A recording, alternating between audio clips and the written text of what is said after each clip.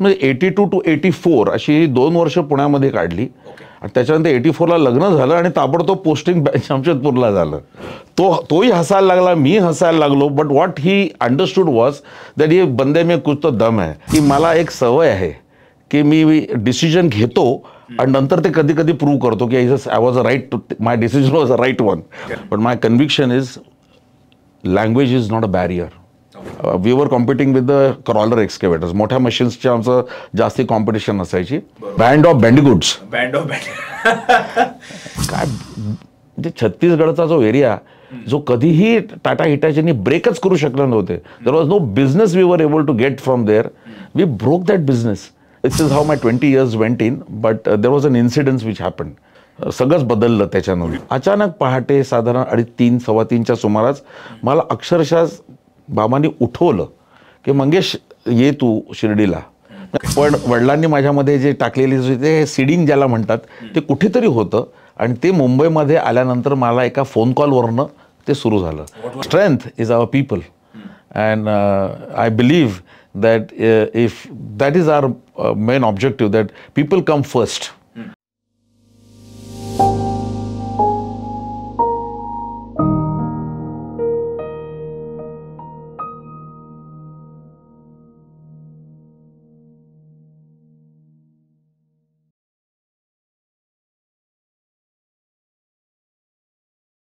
Hi, hello, welcome. My name is Tejas Phatak. Welcome to InnoTalks.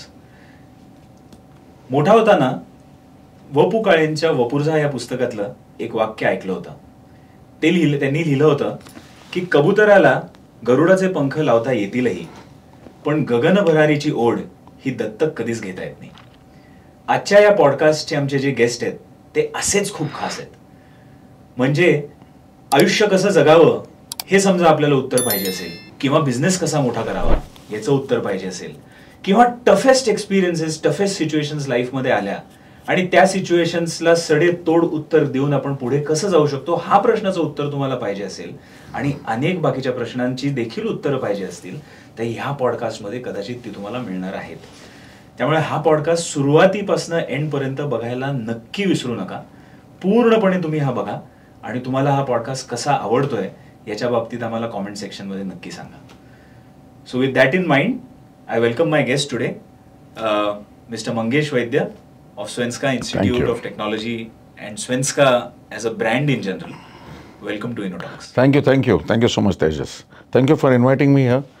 म्हणजे हा आजचा दिवस मी असा काही प्लॅन केलेला नव्हता, पण सप्तेश आणि तू फोन केलास, माझ्याशी बोललास. So I had to come down here to see that whom I am meeting as Tejas Phatak. Because Saptesh I know very well. Meeting you was my motivation. So thank you for calling me here. Thank you so much. तर मग Mangesh sir, आता आपण कुठे सुरुवात करूयात? Where should we start? म्हणजे मी तुमचं ध्येयवेडी माणसांबद्दल जे एक पुस्तक होतं ते मी वाचलंय, ज्याच्यामध्ये तुमची पूर्ण लाईफ स्टोरी त्या ऑथरनी छानपणे टिपलेली आहे. पण ह्या पॉडकास्टची सुरुवात आपण कुठे करूयात? Where should we start? मला असं वाटतं की प्रत्येकाच्या आयुष्यात ना एक स्टोरी असते आणि मला असं वाटतं की स्टोरी ही प्रत्येकाच्या आयुष्यात नुसते असतेच नाही, ती जर का कोणापर्यंत पोचवली तर ती कदाचित कोणाला तरी ती प्रेरक ठरू शकते. तर मला असं वाटतं की ही स्टोरी माझीसुद्धा एक अशीच झालेली आहे की ती कधी प्लॅन केलेली नव्हती, पण ती प्लॅन झाली. ती कशी झाली तर ऑफकोर्स त्याच्या मागची छोटीशी अशी सुरुवात अशी आहे की मी मुंबईमध्ये दादरमध्ये जन्माला आलो. लहानाचा मोठा दादरमध्ये झालो आणि 11वी नंतर मी इंजिनिअरिंगला गेल्यानंतर जो काही मी घरातनं बाहेर पडलो तो जवळजवळ अनेक वर्ष बाहेरच राहिलो. कारण सुरुवात इंजिनिअरिंग करताना हॉस्टेलमध्ये राहायला लागलं. मग हॉस्टेलमधनं नोकरी पहिली मिळाली, त्याच्यानंतर मुंबई सोडून पुण्याला निघून आलो. मग ह्या सगळ्या माझ्या प्रवासामध्ये मी नुसतीच मुंबई सोडली नाही, तर मुंबईच्या नंतर जेव्हा नोकरी पहिली लागली टाटा ग्रुप ऑफ कंपनीमध्ये, तर त्यांनी मला पहिल्याच पोस्टिंगमध्ये जमशेदपूरला वाढवलं.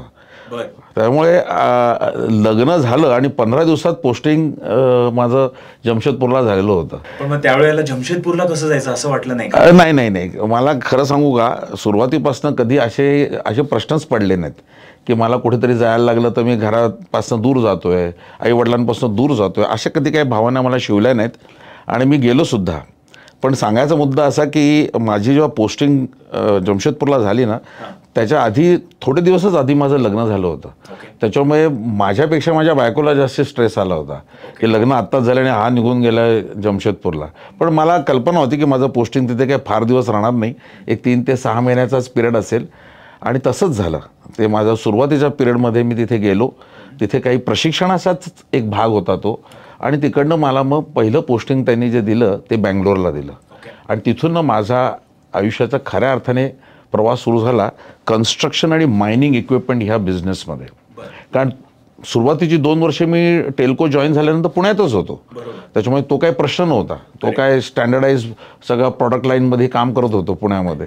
पण हा जो प्रवास सुरू झाला एका वेगळ्या दिशेने, तो म्हणजे कन्स्ट्रक्शन अँड मायनिंग इक्विपमेंटचा. पण मग टेल्कोमध्ये असताना ती 2 वर्ष जी पुण्यामध्ये तुम्ही होता त्यावेळेला कुठला प्रोडक्ट लाईन तुम्ही हाताळला? म्हणजे मी 81 मध्ये पासआउट झाल्यानंतर 81च्या नंतर साधारण 82 मध्ये पहिला जॉब मी टेल्कोमध्ये केला.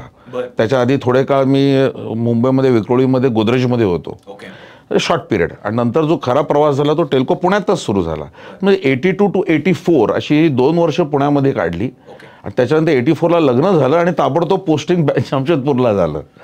आणि मग जमशेदपूरला गेल्यानंतरचा जो प्रवास आहे तो पुन्हा सुरू झाला बँगलोरमध्ये. आणि ह्या सगळ्या पिरियडमध्ये सगळ्यात इंटरेस्टिंग गोष्ट अशी झाली की मी प्लॅन करत होतो की मी कदाचित मुंबईला जाईन पोस्टिंग नंतर, पण तसं झालं नाही. माझ्या कंपनीने मला बरोबर उचलून भलत्याच ठिकाणी टाकला बँगलोरमध्ये, जिथे language was a big challenge for me.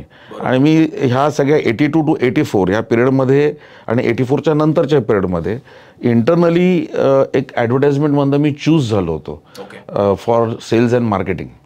आणि हा विषय सेल्स अँड मार्केटिंगचा मला अजूनही डिस्टिंक्टिव्हली गोष्ट ते आठवते. गंमतशीर गोष्ट आहे, सांगू का तुम्हाला? ती गंमतशीर गोष्ट अशी आहे की मला इंटरव्ह्यूमध्ये एक प्रश्न विचारला आणि इन्सिडेंटली माझे इथे बॉस जे होते ना त्यांना पूर्णपणे टक्कल होतं. अगदी बेअरली थोडेफार केस होते मागच्या बाजूला. आणि त्या माणसाने माझ्यासमोर माझ्या बॉसने त्यावेळेस माझ्यासमोर एक कंगवा ठेवला आणि मला म्हणाले, Mangesh can you sell this comb to me? तो it was a real shocking thing for me. म्हणजे मला एक अपेक्षाच नव्हती. मला म्हटलं काहीतरी टेक्निकल प्रश्न वगैरे विचारतील, पण तसं काही झालंच नाही. त्याने मला कंगवा ठेवला आणि मला will you sell this comb to me? So for a moment I was shocked की म्हटलं ह्याला केस नाही, त्याला कंगवा कशासाठी विकू मी, and why should he buy a comb in the first place? So I had no option, but I suddenly said, so I don't think you need a comb, but if I have to sell you one, I can tell you the good property of the कोम. If you have any scratches, feeling of scratching your bald head, you can use this comb for that.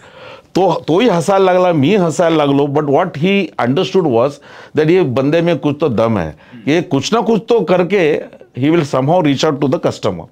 So this was the way I started my interview with this gentleman who became my not only the boss but he became my real guru in my journey of a sales and marketing person.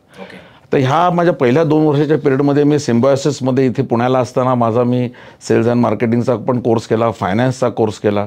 त्याच्यानंतर जेव्हा बँगलोरला माझं posting झालं त्यावेळेस मला अजून पुढे काहीतरी ॲडेड शिकायची इच्छा होती, म्हणून मग भारतीय विद्यापीठचा मी एक्सक्लुझिव्हली मार्केटिंग ह्या विषयाचा अभ्यास केला. आणि त्याच्यातनं काही प्रावीण्य मिळाल्यानंतर त्याचा सगळ्याचा जो काही उपयोग झाला तो मला पुढे बिझनेसमध्ये झाला. पण मग सेल्स अँड मार्केटिंग हे पहिल्यापासूनच तुम्ही निवड केली सेल्स अँड मार्केटिंग मध्येच? कारण की टेल्कोमध्ये मी असं ऐकलं होतं की ॲज अ ग्रॅज्युएट ट्रेनिंग किंवा असं तुम्ही जाऊन रोटेशन्स थ्रू सगळं करून देन यू आर. तोच पिरियड माझा पहिला 2 वर्षाचा होता. ते 2 वर्ष झाल्यानंतर सेल्स अँड मार्केटिंगमध्ये जाण्याची जी इच्छा होती की आपण आपल्या स्वतःच्या एखाद्या चांगल्या फील्डमध्ये जावं जे आपल्याला आवडतं. बरोबर. आणि ही तुम्ही म्हणाल तुम्हाला आवड कळली कशी? तर yes, perhaps I had this knack of communication, which I knew from the time I was in my engineering college, because I was a very important element in the circle of our ते कॉलेजचे जो group असतो ना ज्याच्यामध्ये representative असतात college representative जे असतात त्यांचा एक टीम असते. त्या CRच्या टीममध्ये मी मोठ्या प्रमाणामध्ये काम केलेलं होतं in terms of building the communication work within the college. म्हणजे थोडक्यात काय थोडासा तो पॉलिटिकल अँगल असतो कॉलेजमधला, त्याच्यामध्ये मी काम केल्यामुळे मला ते माहिती होतं की I was able to communicate to the people around me. So that was somewhere I felt that I think I am good at it. And that's why I went into asking for a sales and marketing job, which was luckily for me, internal advertisement. तुमच्याशी बोलता बोलता ना मी म्हटलं तसं तुमच्याबद्दलचं पुस्तक, त्या पुस्तकात जी लिहिलेली स्टोरी होती ती पण वाचली असल्यामुळे मंगेश वैद्य ही पर्सनॅलिटी काय आहे आत्तापर्यंतची, म्हणजे आता आपण फक्त बंगलोरला पोहोचलो आणि 2 वर्ष झाली आहेत, पण एक किस्सा मी वाचला होता त्याच्यामध्ये जो तुमच्या अगदी लहानपणाचा होता, जी की शाळा सुटली पण आई आलीच नाही घ्यायला. हो. आणि तुम्ही स्वतःच चालत चालत घरी निघाला होतात. हो. तो म्हणजे तो मी माझ्या घरच तो म्हणजे दॅट वॉज एक ट्रेट, ती इंडिपेंडेंट स्ट्रीक ज्याला आपण म्हणतो, ती तिथपासूनच होती का? I think you caught me right. आजही मला त्याचं फील येतो की मला एक सवय आहे की मी डिसिजन घेतो आणि नंतर ते कधी कधी प्रूव्ह करतो की I was a right, my decision was a right one. म्हणजे मला म्हणायचं काय की कधी कधी अशा परिस्थिती येते माणसावरती, you come across a situation की you need to take a call. You need to take a call. Right or wrong is a decision which will prove later. Correct. But you can't sit on the situation and not to take a call. So probably you have got the right answer through my the story which was the real story. की ज्याच्यामध्ये माझ्या आईने मला सांगितलं होतं की शाळेतनं बाहेर यायचं नाही, मी हे स्टोर तिथून हालायचं नाही. I was hardly I think in first standard or so. आणि फार लांब नव्हती शाळा माझी घरापासनं, पण एक क्रॉस करायचा होता आणि दॅट वॉज क्रिटिकल बिकॉज तो अगदी रानाडे रोडवरचा क्रॉस होता. आणि आई आली नाही, पण मी शेवटी किती वेळ कंटाळून थांबणार. पण आय नेवर थॉट की आई येईल, थोड्या वेळाने काय येईल, पण ती येईल.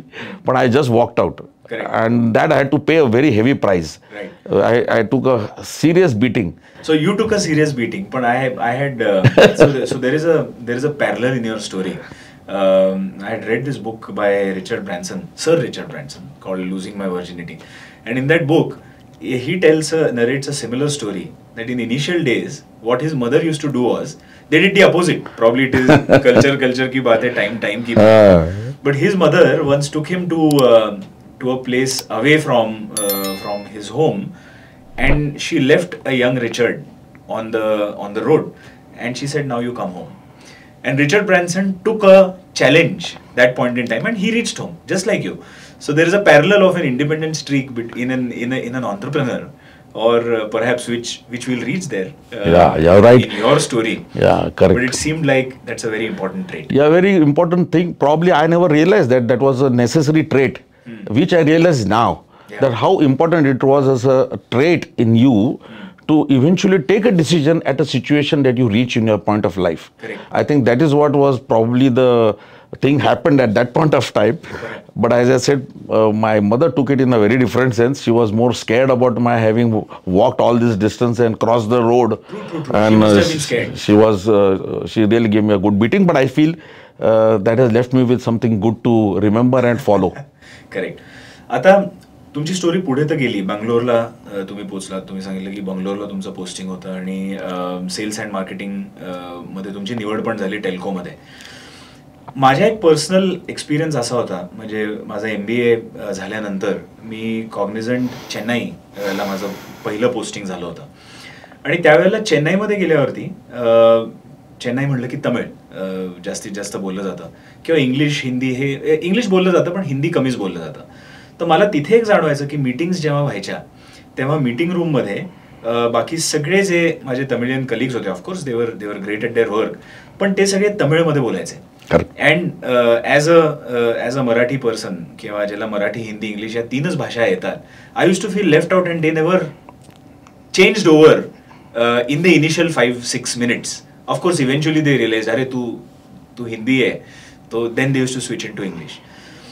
तर when you were in Bangalore of that time, जेव्हा बंगलोर हे कॉस्मोपॉलिटन शहर नव्हतं, तर तेव्हा तुम्हाला तुमच्या लाईफमध्ये असे प्रसंग आले का? आलं ना. I you have hit a very interesting situation in my life. I never thought I will narrate to this, but you very rightly said that when I went in, I never had any knowledge of Karnataka, that is Kannada language. प्रश्नच नव्हता. पण सेल्समध्ये असल्यानंतर obviously I had no choice but to meet the people who speak Kannada language, आणि मला कन्नडा येत नव्हतं. Obviously थोडंफार म्हणतात ना, तो ब्रेक द आईस ज्याला म्हणतो आपण, तर ब्रेक द आईस करण्यापुरते थोडे 4 शब्द मी शिकलो की बाबा हे काय बाबा बोलल्याने तो समोरच्या माणसाला जरा बरं वाटेल, तेवढं फक्त मी शिकलो. पण एक गोष्ट तुम्हाला सांगतो, हे माझं कन्व्हिक्शन आहे. I don't know how many people will believe, but my conviction is language is not a barrier. Okay. You actually speak to people with emotions. So even if I was speaking to them in Hindi or in English, जे चांगले मोठे contractors होते ना, त्यांना English यायचं, पण ते they were very smart. They used to always make me feel make me feel little uncomfortable by deliberately answering in Kannada. But they knew that this fellow is not giving up on his way of communication. Finally, they used to fall in line and then speak in English. So I found myself, as I said, my conviction is language is never a barrier, because ultimately you know, converse with people with your emotions. Yes. It is your emotions which reach the other person. 90% आपलं communication हे body लँग्वेजनी असतं. Exactly. आणि 10% verbal असतं असं. Exactly. So I'm proving you right. Right? Because that was my experience, because I cracked those deals absolutely with only communication of my language. I used to continue to speak to person in Hindi or in English, and he used to take everything what I was trying to tell him in the right spirit, and I have bagged so many orders. Though it was very difficult for the initial 8 to 9 months. It was always a dry period for me. My bosses used to be worried कि इसको आएगा कि नहीं आएगा, because communication was a challenge. But I took it as in the right spirit कि ये तो होगा ही. But as I told you now, I have a conviction, barrier is not the language. So what was your sales target in year 1 that time? Yeah, those were the days in 1984-85 when I was there. The numbers, all India numbers for the country, for Tata, Hitachi, itself were less. Okay. Those were the days hardly 100, 150, 200, 300 machines were getting sold those days. And for us, selling the numbers used to be not more than, say, 30, 40 machines to be sold in a year. Okay. Because the numbers were less. But trust me, even selling those 30, 40 against a very formidable competitor, which was Larsen & Toubro, was definitely a tough job. Was JCB also there in the... JCB in that segment was not there, but JCB backhoe loader were always there. Okay. We were competing with the crawler excavators. मोठ्या मशीन्सचे आमचं जास्ती competition असायची. त्यामुळे yes, formidable competition हा एक Larsen & टुब्रोचा एक brand होता, त्याला पोकलेन म्हणायचे. पोकलेन हा ब्रँड खरा फ्रान्सचा होता, आणि लार्सन & टुब्रोनी तो ब्रँड आमच्या आधी, म्हणजे टाटा हिटाचीच्या आधी 10 वर्ष आधी आणला होता. आणि असा तो LNTचा ब्रँड हा पोकलेन म्हणून फेमस झाला होता. म्हणजे पूर्वी जसा डालडा होता, डालडा हा खरं म्हणजे वनस्पती घी होती ती, पण तो डालडा म्हणून घराघरामध्ये ओळखला जायचा, कोणाला वनस्पती म्हणून कोणाला माहिती नसायचं. तसंच होतं इथे आमच्या केसमध्ये पण. ही पोकलेन, तो टाटा हिटाची का पोकलेन द्या असं म्हणायचे लोक, म्हणजे हमको टाटा का पोकलेन देना. म्हणजे people use to correlate the product with Poclain, not as an excavator. पण अशा कॉम्पिटिशनमध्ये जेव्हा तुम्ही दुसऱ्या एरियामधनं, दुसऱ्या स्टेटमधनं तिथे गेला होतात, you had language to your disadvantage, but you had a brand perhaps. टाटाचा ब्रँड चांगला असेल त्यावेळेला, तर how did you grow your career from? As I said, prima facie, we were competing with a brand which was established as Pokelane. Okay. So it was not a very easy task. But yes, Tata had one good thing which was very, very prominent at that point in time, was trust. Okay. The brand itself was calling for itself as a trust. Right. So therefore, pushing the brand as Tata Hitachi as a brand was not a bad idea to do, and build that confidence in the buyer. आणि माझ्या बाबतीमध्ये मी पाहतोय की माझ्या 20 वर्षाचा जो माझा कालावधी टाटामध्ये गेला, तो रॅपिड ग्रोथमध्ये गेला. कारण ही जी सुरुवातीची जी म्हणालो मी 8 ते 9 महिने जो टफ गेले कर्नाटकाच्या टेरिटरीमध्ये, जिथे एक मशीन विकणं मला कठीण जात होतं पहिले 8 ते 9 महिने, आणि त्याच्यानंतर जेव्हा पिकअप झालं, that was no looking back. तर perhaps that was the reason why in a short period of time I was transferred from Karnataka to Bombay. Back to Bombay. Then from Bombay I was transferred in between to Bangalore again. बरोबर. Then again from Bangalore I was moved to Nagpur. Right. And every time when I moved from place to place, I was growing with my stature. Correct. From sales officer that I started, I became the regional manager very fast. Correct. So growth pattern was very fast for me. That is probably because of two things that happened. One, the ability to have the selling numbers, Right. which were targeted numbers, आणि त्याच्यानंतरचा जो भाग येतो तो team management. ह्या दोन्ही गोष्टी करत असताना मला जो काही चान्स मिळाला ह्या गोष्टी शिकण्याचा, त्याच्यातनं माझा ग्रोथ लवकर झाला टेल्कोमध्ये. आणि शेवटची जी माझी असाइनमेंट होती ती मुंबईमध्येच होती, हेड ऑफिसला eventually. That was the last leg of my assignment when I went back to Mumbai. But as you said, the challenges were met with, Tata Hitachi at various levels in various territories in a different manner. For example, माझी जेव्हा मुंबईला posting होण्याच्या आधी जेव्हा नागपूरला posting झाली ती 11 महिन्याचीच होती पोस्टिंग. आणि ती का झाली होती, तुम्ही एक पिक्चर पाहिलाय का, माहिती आहे का, म्हणजे तुम्हाला माहिती असेल कदाचित, 2 आंखें 12 हात ऐकलंय असा पिक्चर होता. म्हणजे माझ्याही आधीचा पिक्चर आहे तो, पण तो मी रेफरन्स का देतो तुम्हाला, 2 आंखें 12 हातमध्ये ना तो जो पोलीस इन्स्पेक्टर असतो ना त्याला एक असाइनमेंट दिलेली असते ज्याच्यासाठी तो लिटरली जेलमधल्या कैद्यांना बाहेर काढतो. आणि अशा कैद्यांच्याकडनं तो ते असाइनमेंट पूर्ण करतो. म्हणजे असे कैदी जे कधीच ऐकणार नाहीत, कोणाचंही ऐकणार नाहीत, अनेक खून केलेले, अत्यंत वाईट प्रवृत्तीचे अशा लोकांकडनं तो चांगलं काम करून ती असाइनमेंट पूर्ण करतो. अशी ती स्टोरी लाईन आहे. मी हे का उदाहरण देतो, जेव्हा नागपूरला माझं पोस्टिंग झालं त्यावेळेस नागपूरची तशीच परिस्थिती होती. तिथे कोणीच जायला तयार नव्हतं. आणि मला म्हणजे मी म्हणालो माझे गुरु, त्या माझ्या गुरूंनी माझं तिथे पोस्टिंग केलं. आणि त्या पोस्टिंगमध्ये मला त्यांनी सांगितलं की तुला मी 4 माणसं देतोय, तिथे कोणी नाही आहे. म्हणजे माझे बॉस, म्हणजे मी त्यांना गुरु म्हणतो. KP शानबाग म्हणून होते, वारले ते.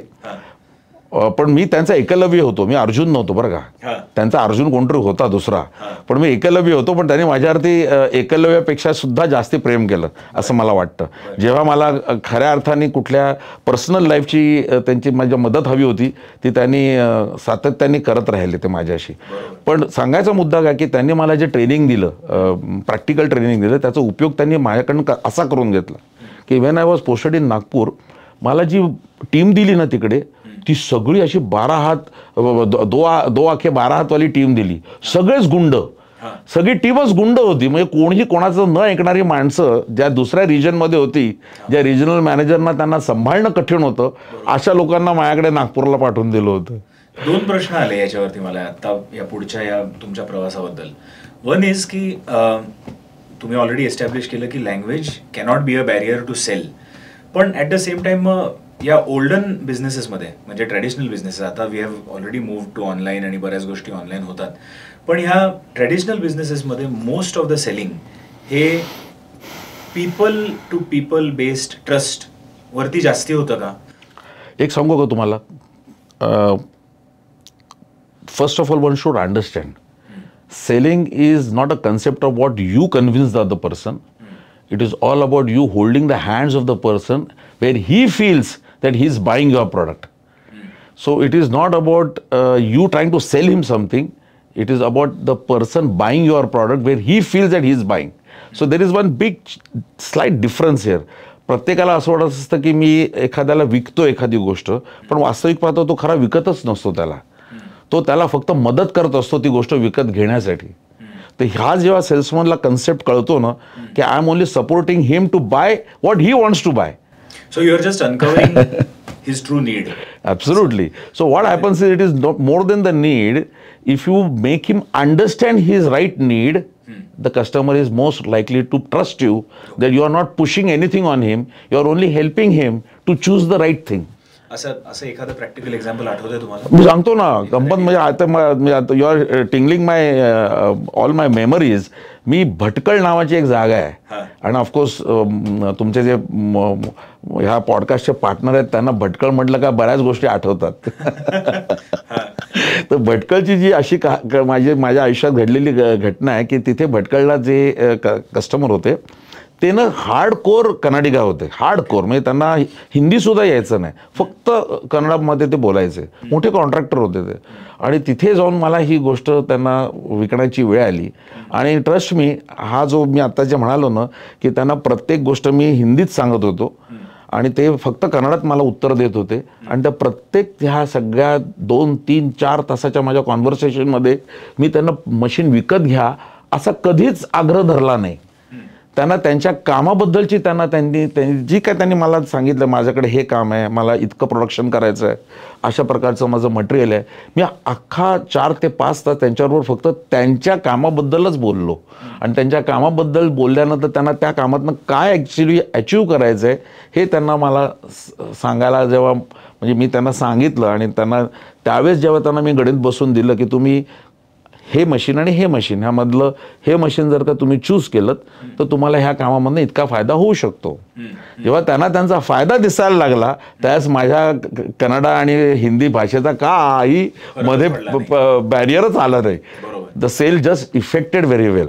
आणि these were the reason why मी म्हणालो माझे KP शानबाग साहेब होते, म्हणजे माझे बॉस होते. तर ती व्यक्ती ॲक्च्युली कुमटाची, म्हणजे कन्नडिगाच होते ते पण. तर त्यांना त्याची जाणीव झालीच असणार की ह्या माणसाला कन्नडा न येता सुद्धा 4 मशीन्स विकली, मग ह्याच्यात काहीतरी कलाकारी असणार. असा तो प्रवास माझा तिकडनं पटकन सुरू झाला. पण मग दुसरा प्रश्न आता यालाच जोडून असा होतो की तुम्ही म्हटलात जेव्हा तुम्ही नागपूरच्या जवळ पोस्टिंग झालं, you were handed over a band of boys, असं आपण म्हणतो, बँड ऑफ बँडिगुड्स, बँड ऑफ ज्यांना तुम्हाला सुरुवातीपासून तयार करायचं होतं. तर बंगलोर मधले मंगेश वैद्य जे त्या भटकळ ठिकाणी कन्नडिगा कस्टमरला जे तुम्ही समजवत होता, तरी you are a technical person, but here you had a raw team. मग ह्या टीमला कसं काय तुम्ही तयार केलं? काय नाही, मी एक तुम्हाला सांगू का, मला असं पर्सनली वाटतं तेजस की प्रत्येक माणसामध्ये ना माणसाने एकदा स्ट्रेंथ पाहायला शिकलं ना माणूस की मला ह्याच्यामध्ये हा स्ट्रेंथ आहे. त्याच्यामध्ये असतात, प्रत्येकामध्ये विकनेसेस आहेत, माझ्यात पण विकनेसेस आहेत, पण ज्यांच्यामध्ये स्ट्रेंथ्स असतात आणि जे तुम्ही जरा ओळखलं की हा is good at this particular area of work and you assign him that work, I felt that most of the people know they engage themselves with you. Once they know that somebody is trying to engage me in his area of strength, he doesn't feel being challenged. And when he doesn't feel challenged, he puts all his efforts by his own. Then you have to only channelize his energy after that. ती जी 4 ते 5 माणसं होती माझ्याकडे, ती सगळ्या they are all in touch with me even today. Pradeep Chavan नावाचं मी उदाहरण तुम्हाला देतो. त्यांनी सगळा पॉडकास्ट हा कधी ऐकला तर त्याच्या लक्षात येईल. त्याच्या आत्ता त्यांनी फेसबुकवरती त्यांनी त्याच्या 2 मुलांचा फोटो टाकलेत. आणि मी त्याला म्हटलं हा काय मुलगा होता, मला त्याला रिजनल ऑफिस कलकत्त्यावरनं बाहेर काढून पाठवला होता आमच्या साहेबांनी. म्हणजे तिकडे त्याला तो ॲक्सेप्टच होत नव्हता. म्हणजे तो रिजनल मॅनेजर कंटाळला होता त्याला की मी त्याला हँडलच करू शकत नाही. त्याच्यात एक विशिष्ट स्ट्रेंथ होती, he used to love travelling. Okay, तर त्याच्या आणि त्या ट्रॅव्हलिंगमध्ये त्याला ना गाडीच घेऊनच जायची इच्छा असायची. आता वास्तविक पाहता Wien you are a sales engineer, अगदी थोडं सिनियर सेल्स इंजिनियर असलं तरी तुम्हाला गाडी घोडे मिळत नाहीत ना. You have to travel by bus किंवा ट्रेन त्या काळामध्ये. पण त्याची ना खूप अशी खुमखुमी होती की मैं जाऊंगा तो ऐसा करूंगा. तर मी त्याला म्हणजे हे परत मी म्हणालो ना की माझ्या गुरूंनी मला काही, म्हणजे हा माझा जो स्वभाव आहे की मी डिसिजन्स घ्यायचो आणि जी मला वाटायची की मी योग्य डिसिजन घेतलेलं, तर मी घाबरायचो नाही त्याच्या कॉन्सिक्वेन्सला. मग वाईट झाला कॉन्सिक्वेन्स तर मी होतोच सफर करायला, पण चांगला झाला तर पॅटही मलाच मिळायची, पण डिसिजन घ्यायचो. ह्याची ही स्ट्रेंथ होती ना, ती आम्ही एवढी मोठी लिव्हरेज केली Tejas. I still remember my good old days of only 11 months of success story. ह्याला सवय होती ट्रॅव्हलिंगची, ह्याला आवड होती गाडी घेऊन फिरायची. मी त्याला म्हटलं ओके, ही गाडीची चावी आम्हाला कंपनीची, आमच्याकडे एक जीप वगैरे असायची, तर ही कंपनीची तुला गाडी देतो, फक्त काळजी घ्यायची, सगळे प्रोटोकॉल्स फॉलो करायचे. आणि काय म्हणजे छत्तीसगडचा जो एरिया जो कधीही टाटा हिटाचीनी ब्रेकच करू शकले नव्हते. There was no business we were able to get from there. We broke that business just because one man had only one passion, मेरे को गाड़ी चला के जाने का. Thereafter I had to only tell him what he is to do. Then it was easy ना. तर त्याचा जो पॅशन होता तो त्याला फॉलो करता आला. मग मला बाकीचं चॅनलाइज करायला सेल्स टेक्निक सगळ्यांना शिकवलेलं होतं, चांगलं ट्रेनिंग सगळ्यांचं उत्तम झालेलं होतं, काही प्रॉब्लेमच राहिला नाही. We had a breakthrough in Chhattisgarh. तसाच एक दुसरा मुलगा होता जो आता TCS मध्ये, he is a big boss in America, he is heading that division there, Sakolikar. Fantastic. He was a poet by nature. Okay, म्हणजे त्याला पोएम्स करायला आवडायच्या. तो होता खरा इंदोरचा, भोपाळ इंदोरच्या एरियातला होता. हिंदी खूप छान बोलायचा, पण त्याला ना असं खूप असं असे छोटे छोटे ते असे काय त्या चावळी म्हणतात तसं चावळी वगैरे असं बनवायचा तो काय. तर त्याला मी सांगितलं, हा ते काय त्या चार कॉपलेट्स आपण इंग्लिशमध्ये कॉपलेट्स म्हणतो, त्याला ती सवय होती बनवायची, हिंदीमध्ये बनवायचा तो. तर त्याची ती स्ट्रेंथ जी होती ना अशी कलाकारीची, तर त्याची स्ट्रेंथ मी वापरली कुठे, तर जेवढे विदर्भातले कस्टमर्स होते ना त्यांना आम्ही मराठीमध्ये त्या गोष्टी तयार केल्या. त्याला म्हटलं हिटाचे हा शब्द जो आहे तो कसा प्रेझेंट करशील. त्यांनी केलेली ती क्लिशे इतका सुंदर होता, तुमच्या हिताची आमची टाटा हिताची. सिंपल, व्हेरी सिंपल, पण that made him feel so great about his contribution. I felt good. I said, okay, he is able to do this. Push it hard, and that is how it all worked. So and अजून एक व्यक्ती आहे जी आता caterpillar जेमको मध्ये vice president लेवलवरती आहे, अनुज केओलिया म्हणून. तो पण डिफिकल्ट होता, बाकीच्यांना कोणालाच तो आवडायचा नाही. सगळ्यांनी इकडे पाठवून दिला नागपूरला, माझ्याकडे.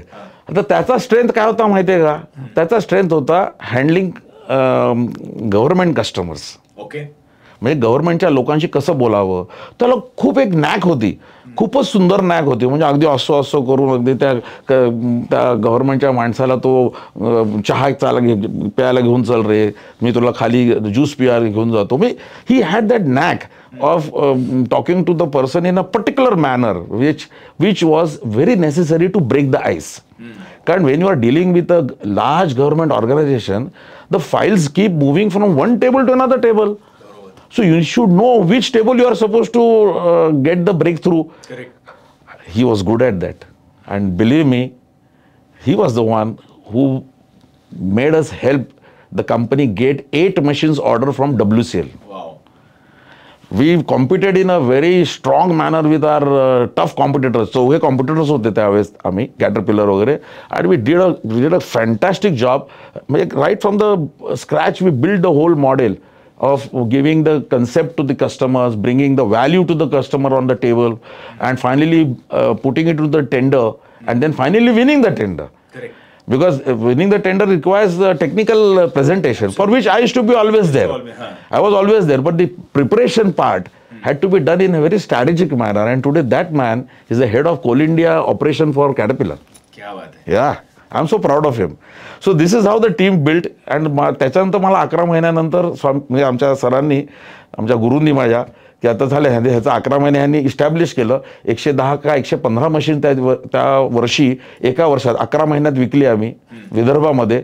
विदर्भाला ब्रेक थ्रू दिला, विदर्भाला ओपन अप केलं, market was opened up. And once you open up the market then you require only the farmers to nurture it. माझ्या डोक्यात एक प्रश्न पडलाय. इन सेल्स लिंगो, जसं तुम्ही आता फार्मर्स म्हटलात, हंटर आणि फार्मर हा कॉन्सेप्ट तर आहेच, आणि in SMEs for example small and medium scale enterprises, जे सेल्स टार्गेट्स तर प्रत्येकावरती असतातच सेल्स पर्सनवरती. You had a very different approach of getting sales done. म्हणजे तुम्ही जसं म्हटलं की प्रत्येकाची कला वापरली तुम्ही, get a breakthrough, and then the second person which was you was always there to go ahead, make the technical presentation, maybe negotiate and also sell. But this goes against the philosophy where we say ki ekach sales cha person ni, if I am given him a steep target, whatever it might be, a few hundred crores, a few crores, a few lakhs or whatever it is, की सगळं त्यांनीच करायचं. आता I also run my company innovators electric नावानी. तर in that company we sell electrical motors आणि frequency converters. So when there are bigger accounts where that account is, let us say, going to give business worth a couple of crores every year, I always feel that we are more strong as a team. जेव्हा माझा पहिला माणूस तिथे जाऊन एक primary visit करून आलाय, he has found out something, whether it is worth, and we follow a COOP analysis there, जिथे we try to ascertain the potential of that company. Then the secondary visit happens with me or whoever the line manager is, की जिथे आम्ही जाऊन बघतो की तिथे आता कसं ब्रेक करायचं. And then over these multiple visits त्या समोरच्या कस्टमरची ट्रस्ट एकदा आपल्यावरती आली की then selling becomes like it is just an enquiry flows in and you close that account. Correct. But at the same time, if you just rely on that person to do the job single-handedly, we may fail. So sales Absolutely may be a team effort in certain cases. So that is what exactly we did. You exactly proved that point. So you need to understand everybody has a strength. At what point of time, what kind of a strength you have to use is the knowledge that you should acquire. As a manager, one must have that. One should have that. एखादा माणूस जेव्हा आपण हा concept म्हणतो तो हा चुकीचा नाही आहे. म्हणजे फिलिप कॉटलर ह्या माणसाने हे जे काही कन्सेप्ट त्या काळापासून जे मी वाचलेले आहेत ते काही चुकीचे नाही आहेत. फक्त त्याचे इम्प्लिमेंटेशन आणि आताचा जो काही डिजिटल मार्केटिंगचा जो काळ आलेला आहे तो कसा वापरायचा हा प्रत्येकाने ठरवायचा विषय आहे. पण important it's this is what it is. Every team member has a role to play. Who hits the first ball and then who is going to nurture the balance of the doesn't matter. The team has to finally win. What is your strength is more important. Like this in a so team. I always would suggest Tejas, in any organization, when you want a very large account to be managed. I'm giving a last example for this conversation that we are having. Otherwise, there is a whole lot of many things that I can talk about. But let me tell you the interesting conversation which we have now reached. Because you touched the very core of my competence level, which is sales and marketing. Of course, I'm jumping the situation. Maybe I'll give an example at that point of time because it is a part of my business time when I came into. But I'll skip it for the time being. Okay. Because we'll come to that when I'm. Yeah. Right. So then we move ahead. Yeah. What happened next? Yeah, I mean, going forward, this is how my 20 years went in. But there was an incident which happened, Yes, which written turned everything upside down for me. सगळंच बदललं Would you त्याच्यानंतर. like to share about it? हा म्हणजे प्रश्न असा आहे की पाहणाऱ्या व्यक्तींना मला नक्कीच दिसून येईल, त्यांना माझ्या चेहऱ्यावरनं माझ्या हातांवरनं लक्षात येईल की I look little different because I had sustained 70% Burns. एक मोठा ॲक्सिडेंट झाला मला आणि हे टेल्कोमध्ये असताना झालेलं आहे 1991मध्ये. आणि मनोर म्हणजे अहमदाबाद हायवेवरती हा ॲक्सिडेंट झाला. आणि सिच्युएशन्स माणसाला वाटतं की आपल्याला ॲक्सिडेंट कसा झाला, मलाच का झाला, मीच का त्याच्या तिथे होतो. पण बिलीव्ह मी ॲक्सिडेंट होण्याच्या आधीसुद्धा एक पिरियड असा होता की माझ्या गाडीचं बॉनेट लॅचमधनं उडून स्क्रीनवरती आपटलं आणि त्यावेळेस मी तिथे थांबलोसुद्धा. आता मला खरं त्यावेळेस चॉईस होता की ते असं तुटकं किंवा बेंड झालेलं बॉनेट पूर्ण रिपेअर करून पुढे जावं. कदाचित मी वाचलो असतो त्या ॲक्सिडेंटमधनं, तो वेळ निघून गेली असते माझी. गोष्टीमध्ये म्हणजे अगेन त्या पुस्तकाचा रेफरन्स मी घेतोय. मे बी ते पुस्तक आपण त्याची लिंक दिली पाहिजे if it is freely available so that everybody can read. पण त्याच्यात तुम्ही एक रेफरन्स दिला होता की त्या ॲक्सिडेंटच्या 2 रात्र आधी तुम्हाला एक स्वप्न पडलं होतं, ज्या स्वप्नामध्ये शिर्डीचे साईबाबा तुमच्या स्वप्नात आले होते आणि त्यांनी सांगितलं होतं की येऊन जा. हो, म्हणजे आता हा बिलीफचा भाग आहे. प्रत्येकाच्या आयुष्यात जर का काही थोड्या काळ पुरता का असे ना, पण अशी जर का काही म्हणजे परंपरेने तुमच्या घरामध्ये तुमच्यावरती झालेले संस्कार असे काही असतील तरच त्यांना ते हे खरं का खोटं आहे हे मला सांगायची वेळ येणार नाही, त्यांना ते पटेल. माझ्या घरी तशी ती ही दत्त परंपरा सुरुवातीपासून आलेली आहे. माझ्या घरी गवळणी महाराजांची पाद्यपूजा झालेली आहे. त्यामुळे लहान असतानापासून ह्या गोष्टींकडे कल होता. आणि माझ्या आजोबा म्हणजे माझ्या वडिलांचे वडील, मी त्यांना पाहिलेलं आहे. आणि त्यांनी साईबाबांना पाहिलेलं आहे. त्यांनी साईबाबांच्याकडे लहान असताना ते स्वतः गेलेले आहेत, वडिलांना माझ्या घेऊन गेलेले आहेत. त्यामुळे तसं साईबाबांचा जो काही एक आमच्याकडे दरवर्षी 24 तासाचा सप्ताह व्हायचा, म्हणजे अख्खी पोथी वाचली जायची 24 तासासाठी सगळेजण यायचे आमच्या घरी. त्याच्यामुळे हे संस्कार होतेच. आणि कुठेतरी कदाचित माझं आणि साईबाबांचं कनेक्शन हे लहानपणापासून तेव्हापासून सुरू झालेलं होतं आणि हे कंटिन्यू आजही आहे. आणि हा जो इन्सिडेंट झाला त्यावेळेस आम्ही पुण्यात होतो. माझ्या भाचीचा वाढदिवस होता 21 नोव्हेंबरला, म्हणून आम्ही 2 दिवस आधी आलो होतो तिकडे. आणि त्यावेळेस आम्ही सगळेजण एकत्र एकाच ठिकाणी एकाच घरामध्ये सगळे राहिलेलो होतो, झोपलेलं असताना अचानक पहाटे साधारण 3:30 3:15च्या सुमारास मला अक्षरशः बाबांनी उठवलं की मंगेश ये तू शिर्डीला. म्हणजे असं म्हणतात ना, जागा करून उठवणं, शिर्डीला ये म्हणणं. तर मला असं वाटलं मला बाबा का दिसले तुम्हाला, बाबा दिसले? एक तुम्हाला सांगू का, दृष्टांत दिला असं म्हणतात. प्रश्न तुम्हाला दिसण्याचा नसतो, प्रश्न तुम्हाला तो जो जाणीवांचा असतो. तुम्हाला जाणवतं अरे मला बाबांनी असं उठवलंय आणि शिर्डीला ये असा हुकूम दिलाय त्यांनी, ये यू मस्ट कम इमिजिएटली. आणि मी माझ्या मिसेसला त्यावेळेस 3:15 3:30 वाजले असतील, तिला फक्त जागा करून सांगितलं मी शिर्डीला चाललोय. तिला कळलंच नाही मी काय बोलतोय, ते तिच्या लक्षातही आलं नसेल कदाचित. पण मी तसाच उठलो, पटकन आंघोळ केली, स्वारगेटला गेलो, बस पकडून डायरेक्टली शिर्डीला. आणि शिर्डीला पोहोचलो तोपर्यंत साधारण 11:15 वगैरे झाले असतील आणि 12च्या सुमारास आरती होते तिकडे. आणि त्यावेळेस पूर्वीची शिर्डी होती ती.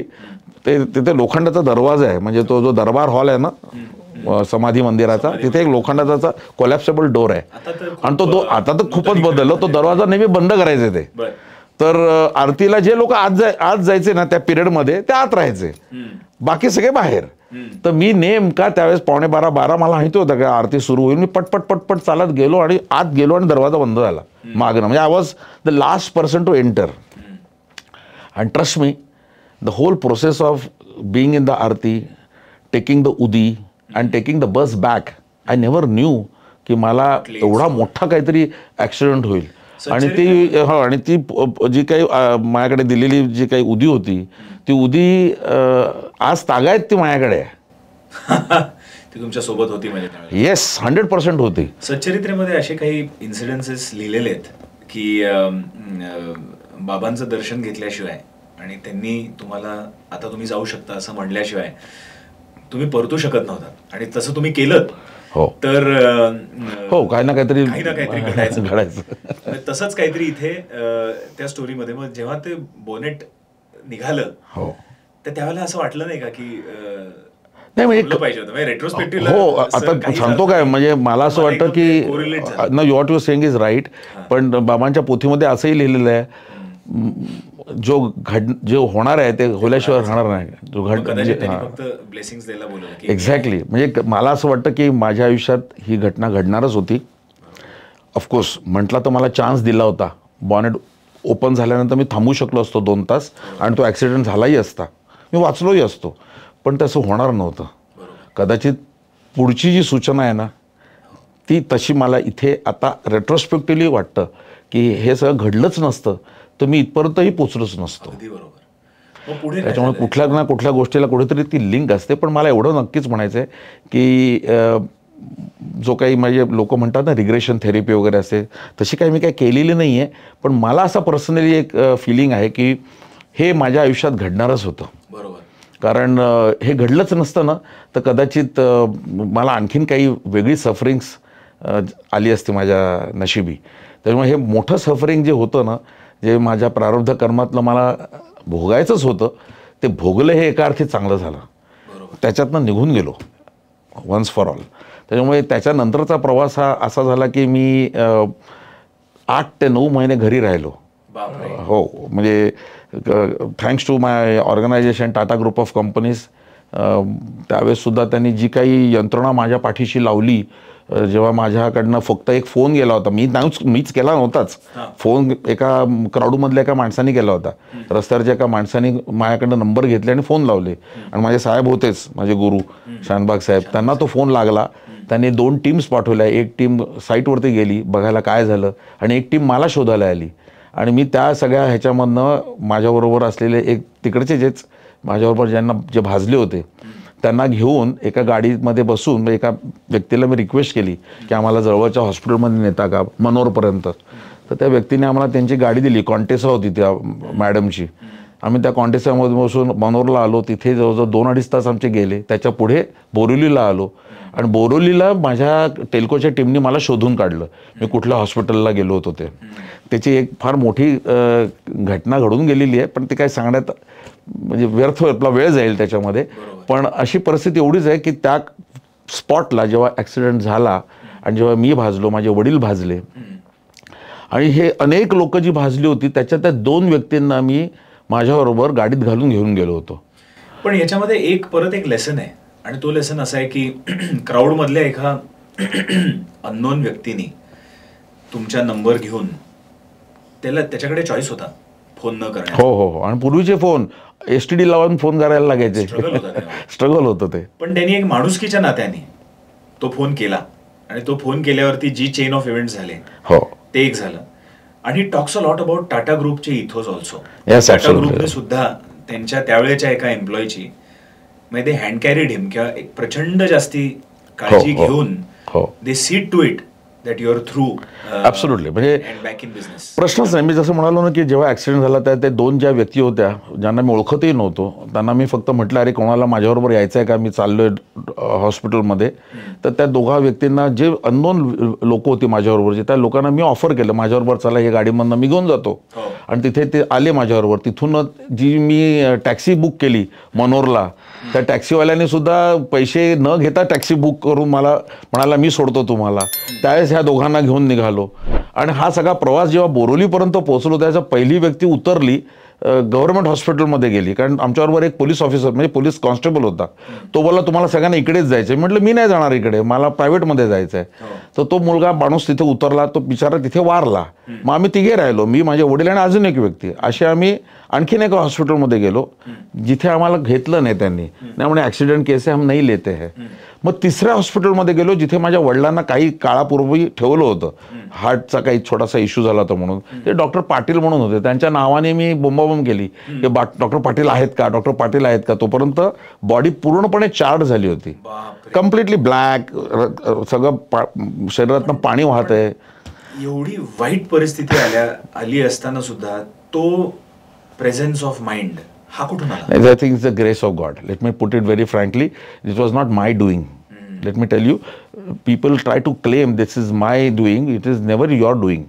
It is somebody's blessing, somebody's grace that works for you. You actually perform. That's a different story. Right. You are there as a character.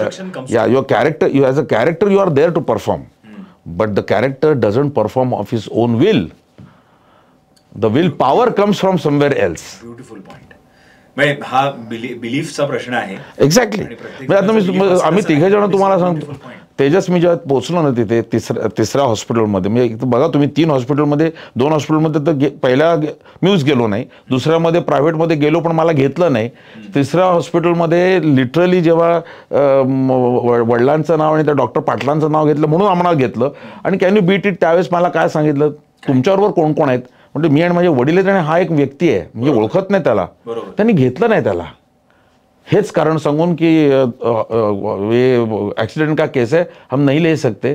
त्याला त्या माझ्या टॅक्सीवाल्याने कूपर हॉस्पिटलला नेलं आणि तिथे तो वारला. How the destiny works. We were in this hospital. मग टाटानी जी दुसरी टीम पाठवली होती त्यांना आम्ही सापडलो इकडे ह्या हॉस्पिटलमध्ये. And then Tata took a decision की I should be shifted to Breach Candy hospital. Okay. So how the providential things happens I tell you. तिकडनं जेव्हा ॲम्ब्युलन्समधनं आम्हाला नेलं तर माझ्या आणि माझ्या वडिलांच्या ॲम्ब्युलन्समधनं आम्ही जात असताना समोर एक एस्कॉटची गाडी, आमची जी टेल्कोचीच होती, टाटाची, माझे सगळे कलिग्स होते त्या गाडीमध्ये आम्हाला एस्कॉट करायला. आणि आमच्या ॲम्ब्युलन्सचा रेडिएटरचा पाईप फुटला. So I think we were running against time. But as I said, I always say that if there is a blessing, if there is a grace, if there is someone like, मी म्हणालो माझ्या घरी गोणी महाराज येऊन गेले, त्यांची दृष्टी माझ्यावरती पडलेली होती. मी काय केला हा भाग वेगळा आहे, कारण मी लहान होतो, म्हणजे लहान म्हणजे 10वी 11वीत होतो मी त्यावेळेस. म्हणजे माझ्याकडनं काही फारसं काही स्पिरिच्युअल झालं नसणार त्यावेळेस, पण त्यांची दृष्टी माझ्यावरती पडणं हाच माझ्यावरती असलेला ग्रेस होता. जरी हा पाईप फुटला तरी कसे ना कसे तरी करत आम्ही 5च्या सुमारास ब्रिच कँडीला पोहोचलो. आणि त्याच्यानंतर मात्र आय पास्ड आउट. आणि मग ते पहिले 3-4 दिवस तर मला काही आठवतच नाही आहे. आणि त्याच्यानंतरचा खडतर प्रवास जो सुरू झाला सगळ्या ॲगनिस्टचा, कारण एखाद्या सोललेल्या केळ्याप्रमाणे सगळं शरीर झालेलं होतं. पिकलेलं केळं असतं ना, अति पिकलेलं केळं, तसं झालेलं असलेलं शरीरातनं पाणी वाहतं. आणि त्यावेळेस 32-35 years back technology was not there. Everything was of a different technology. मला पोटॅटो पिल्स लावून रॅपअप करायचे. आणि त्या पिरियडमध्ये माझे वडील वारले. मग 2 महिन्यानंतर मी जरा जेव्हा बरा झालो, म्हणजे मला सेप्टिमिया वगैरे काही झाला नाही, जो होता वाचला, आणि त्याच्यात मी बाहेर पडल्यानंतर मला घरी पाठवलं. आणि मग त्याच्यानंतरचा सगळा प्रवास हा वेगळाच सुरू झाला की 8-9 महिने घरी राहून बसण्यापलीकडे काय पर्याय नव्हता. आणि मग त्याच्यानंतर मी जॉईन झालो परत एकदा टेल्कोमध्ये, परत बॉम्बेलाच जॉईन झालो. आणि मग त्याच्यानंतरचा खरा चॅलेंज आला की मला पुन्हा एकदा माझ्या सरांनी सांगितलं की तू बँगलोरला जाशील का. That was my second stint in Bangalore. पण एवढा डेंजरस असा ॲक्सिडेंट झाल्यानंतर, it was almost like a near death experience, you didn't feel like quitting? हा, good point. Most of the people will do that. Slowing down. अगदी frankly तुम्हाला सांगतो, हा विचार मला कधीच आला नाही. त्याचं कारण सांगतो. There are 2 ways of looking at life. You give up or you fight. You have to choose. It's very easy to give up. म्हणजे एखाद्यावरती असा प्रसंग आल्यानंतर बहुतेक लोक लगेच बॅकसीट घेतात. अब मेरे से नहीं होगा. You start working considering your limitations, and you make your limitations as your constraints, and this applies in your personal life, in your business life, and you don't try to therefore stretch yourself. You don't try to drive yourself that extra mile to go forward, to see what you can do the best, because there is never a best in true sense. There is always something more to the best. But what was going on through your mind? म्हणजे I refuse to believe किंवा it is hard to understand की you did not even think once that you could not slow down. So आमचा एक खूप मोठा customer आहे आणि त्यांचं नाव मी ह्या पॉडकास्टमध्ये तरी घेणार नाही, पण त्या कस्टमरनी एक message that he had sent or shared on the digital media, आणि that message is focus on what you can control. बरोबर. आणि focus on what you can control is a sermon and is a lesson in itself. The reason is की when everything is against you, when the odds are against you, when the mind is chattering with everything that it can, वेगवेगळ्या doomsday stories डोक्यामध्ये येत आहेत, त्याच्यामधनं त्या रेझिस्टन्सला push करून पुढे जाताना कदाचित फक्त ज्या गोष्टी तुम्ही तुमच्या कंट्रोलमध्ये असतील त्याच तुम्ही फोकस करू शकता. तर तसं काही होतं त्यावेळेला? I think you are right. In that sense, if you see this message, what you are narrating now here, and how it works in my personal life, how is it worked? Prima facie ना, जेव्हा हा accident झाला आणि त्याच्यानंतर 9 महिन्यानंतर मी पुन्हा join झालो, त्या पिरियडमध्ये ना एक फार मोठी घटना घडली. माझ्या आधीच्या कामामुळे माझं रेकमेंडेशन एक्झिक्युटिव्ह ग्रेडमध्ये करण्यात आलेलं होतं. आणि टाटा ग्रुप ऑफ कंपनीमध्ये executive grade is a good grade, की ज्याच्यानंतर माणूस इझी ग्रेडमध्ये गेल्यासारखे लोक स्वतःला समजतात. म्हणजे रिलॅक्स, म्हणजे you don't you are okay, like now things will fall in place, like you don't have to go too much out of the board. So you don't need to be aggressive, you can just, म्हणजे there are the whole team takes care of things, you just okay. Like तर मुद्दा असा होता की already मला ह्या 8 ते 9 महिन्यामधल्या असलेल्या पिरियडमध्ये माझं प्रमोशन झालं होतं. जरी मी ऑफिसमध्ये जात नसतो तरी मला घरी लेटर आलं होतं that you have been promoted to the executive grade. Now after that when I join back, okay, as I said, I had choice. I give up, I stay back, my slow down and then say कि okay यार अभी मेरे को नहीं होगा, मेरे से नहीं होगा, मेरे को ये तकलीफ़ है, मेरे को वो तकलीफ़ है, मेरे शरीर में बड़ा पेन होता है, ये सब बोल सकता था मैं. But that never happened for only one reason, that those limitations were not my constraints. My body which had constrictions, म्हणजे हात फोल्ड करता येत नाहीत, ग्रीप हाताला अजूनही नाही आहे माझ्या. पण हे विचार करण्यासारखी गोष्ट आहे की मला एवढी ग्रीप घेता येते, ह्याच्या पलीकडे घेता येत नाही. म्हणजे ह्याचा अर्थ माझ्या हातात जर का पेन असेल तर एक लहान 5 वर्षाचं पोरगं पण ते पेन माझ्या हातातनं फटकन काढू शकतं आजही. पण if I make this as a constraint, then I wouldn't be able to even drive a car. So that was the situation, that was my mindset which I made it to tell myself that I have a whole life for me. का मला हा accident 32व्या वर्षी झाला होता. You were just 32 then. हां. So at the age of 32, my first daughter was hardly 1 year, 4 months. So the whole life was ahead of me, boss. Was that a motivation for you? Obviously. Family I mean, life, familyचं सगळंच राहिलं होतं. Was that a motivation? See, I'll tell you, there is nothing like. I'll tell you why I asked this question. But first, my opinion is that there is nothing like you have priority of your family, or you look at your family as your goal. No, it is all about eventually yourself. What do you think? What do you think? The family is anyway taken care of you. The family has always accepted you now. आता माझ्या बायकोने मला accept केलं. हे असं सगळं chart झालेल्या नवऱ्याला किंवा हातबीत सगळेच हार्डली 5-7 वर्षाच्या मॅरेजनंतर हे सगळा प्रकार घडला. तर अर्थात जे काय आहे हे फॅक्ट आहे, पण ते तिने मला तसंही ॲक्सेप्ट केलं होतं. म्हणजे मी जर का असं म्हणालो असतो की नको आता आपण रिलॅक्स असताना एवढं नको करूया, आपण इथेच राहूया, तर तिला काहीच ऑब्जेक्शन राहिलं नसतं. त्याच्यामुळे मला असं वाटतं की माणसाने स्वतः विचार करायला हवा की आपण स्वतःला किती लिमिटमध्ये आपण स्वतःला समजतोय. How much are you putting yourself the limits with. You feel these are your limitations and you put a constraint on yourself, keeping the mind in the limitation, then you will never be able to fight your limitations. Because limitations in a spiritual angle is a totally different thing.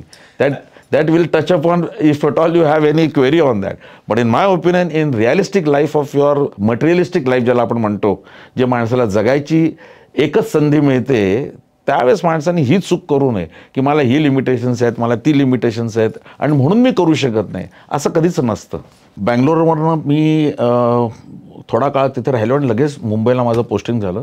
आणि this is where the new beginning happen with me. When I came to Mumbai, I never thought, but as I said, the deep desire which was there in me, which was rooted by my father way back in my initial days, when I was in Pune for the first 2 years, मी एका माझ्या मित्राबरोबर काही छोटीफार 2-4 हजाराची investment करून आपण काहीतरी business करावा अशी एक संकल्पना करून गोष्ट केली होती. पण ती काही फलद्रूप झालीच नाही. ते पैसे सुद्धा गेले आमचे. तो त्याच्या मार्गाला लागला, मी माझ्या मार्गाला लागलो. पण वडिलांनी माझ्यामध्ये जे टाकलेली ते सीडिंग ज्याला म्हणतात ते कुठेतरी होतं आणि ते मुंबईमध्ये आल्यानंतर मला एका फोन कॉलवरनं ते सुरू झालं. आणि माझा हा सगळा नवा प्रवास जो आहे, एक एंटरप्रेन्योरचा प्रवास जो आहे, तो तिथूनच सुरू झाला. Where the phone call came to me asking me to join a company call Volvo. आणि Volvo had just come into construction equipment. They came in India in 1997 and त्याच्यानंतर 98-99 मध्ये they were looking at bringing the excavator business in India. So this was 97-98 चा setting. First 97-98 they came up with the Volvo trucks. That was the first product that they brought. And 98-99 was the time when they started bringing their other equipment, which is the Volvo excavator. हा त्यांना product इथे launch करायचा होता आणि त्यांना त्याच्यासाठी regional मॅनेजरची गरज होती, वेस्टर्न रिजन मॅनेजरची. आणि तशासाठी खरा मला फोन आला होता. आणि माझ्यावरती एक म्हणतात टेल्को, टाटाज या ग्रुपचं इतकं काही एक असं मनाला भावणारे अशी माझ्या आयुष्यात घडलेल्या गोष्टी होत्या की ज्याच्यामुळे मी नोकरी सोडून दुसरी नोकरी तिकडे करावी अशी काय माझ्यामध्ये इच्छा नव्हती. की नाही, ते काय माझं मोटिवेशन नव्हतं की मी टेल्कोची नोकरी सोडावी आणि वॉल्वोची नोकरी करावी. पण ते जे सीडिंग होतं ना झालेलं, ते या भूमिकेतनं होतं का की you are already content with your duration and tenure in Telco, और was it from a point of view की जे टेल्कोकडे सगळे your in sales and marketing by the way, so sales and marketing through आलेले जे सगळे असेट्स होते, जे इंटेलेक्च्युअल असेट्स होते, ते सगळे घेऊन तुम्ही वोल्वोकडे जाऊ शकला असतात. So was it more of integrity आणि all those moral? No, you are right in a way, but the reason was different. While you are working in Tatas, I mean, which I worked for so long, 20 years long, innings माझी झाली होती आणि मी मुंबईला सुद्धा आलो होतो, तरी सुद्धा शेवटी माणसाला ना ॲस्पिरेशन्स ज्या असतात ऑफ ग्रोथ त्या आपल्याला कळतात. एका पर्टिक्युलर लेवलला आल्यानंतर तुम्हाला जाणवतं की the pyramid is becoming now sharper and sharper on the top. So there are few places for you to get accommodated on the top. It is obvious. Everybody cannot reach the top. So that is where I found that there are probability that with whatever had happened with me in this last 8 to 10 years after the accident, I knew that there is a possibility. It was not necessarily a certainty, but that was a possibility that I may not probably now take off from here to the highest level that I may be And it could desiring turn out to be a limitation. And असं- it could असं वाटलं? it could be turn out to be my limitation. I mean, that was somewhere in my bottom of my heart. Ki I am probably now reaching my limitation in terms of the growth in telco. But otherwise everything was satisfactory. असं काही नव्हतं की मला काही त्रास होता, पण ही limitations माझ्या मनामध्ये होती की मला वाटतं ह्याच्या पुढे कदाचित मी आणखीन काही स्टेप्सच पुढे जाऊ शकेन. पुढे जाईन की नाही मला कल्पना नाही. Because the narrower the pyramid was becoming, the challenge was failed by me, because I knew what was my physical limitation that I was still going through. And that was a time when this phone call came asking me to shift into becoming the regional manager in Volvo. And let me tell you, the decision when I took that I will not join Volvo came up with a very instant answer. It did not take me much time. मला फार वेळ लागला नाही त्यांना सांगायला की मी तुमच्याकडे त्याच्यासाठी येणार नाही. माझं काय होईल ते होईल. म्हणजे किती वरती जाईन, किती मोठा जाईन, ते माझे इंटरनल मॅटर्स होत्या. माझ्या मनातल्या त्या गोष्टी होत्या, घरातल्या त्या गोष्टी होत्या. पण त्यावेळेस त्यांना मी इन्स्टंटली एक गोष्ट त्यावेळेसच सांगितली की are you keen to look at me, to see me as a budding entrepreneur to become your dealer for Western region. Oh. So this is where the new story in my life began. Because we are also a dealer for MMA. So my story became very different from there onwards. So how did? So they asked me after some days. Initially जेव्हा त्या माणसांनी phone केला त्या माणसाला कदाचित ही कल्पना सुद्धा जाणवली नसेल की असं होऊ शकतं. I believe they did their homework. They talked to their Swedish director. आणि then they came back to me.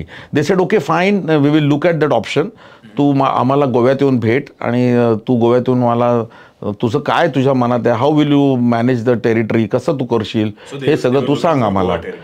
No, the territory was Western region, which I was the boss in Tata's as a regional head. Goa also in the Western Yeah. region? They treat Maharashtra, Chhattisgarh, Goa, Gujarat as a big territory. It was a big territory.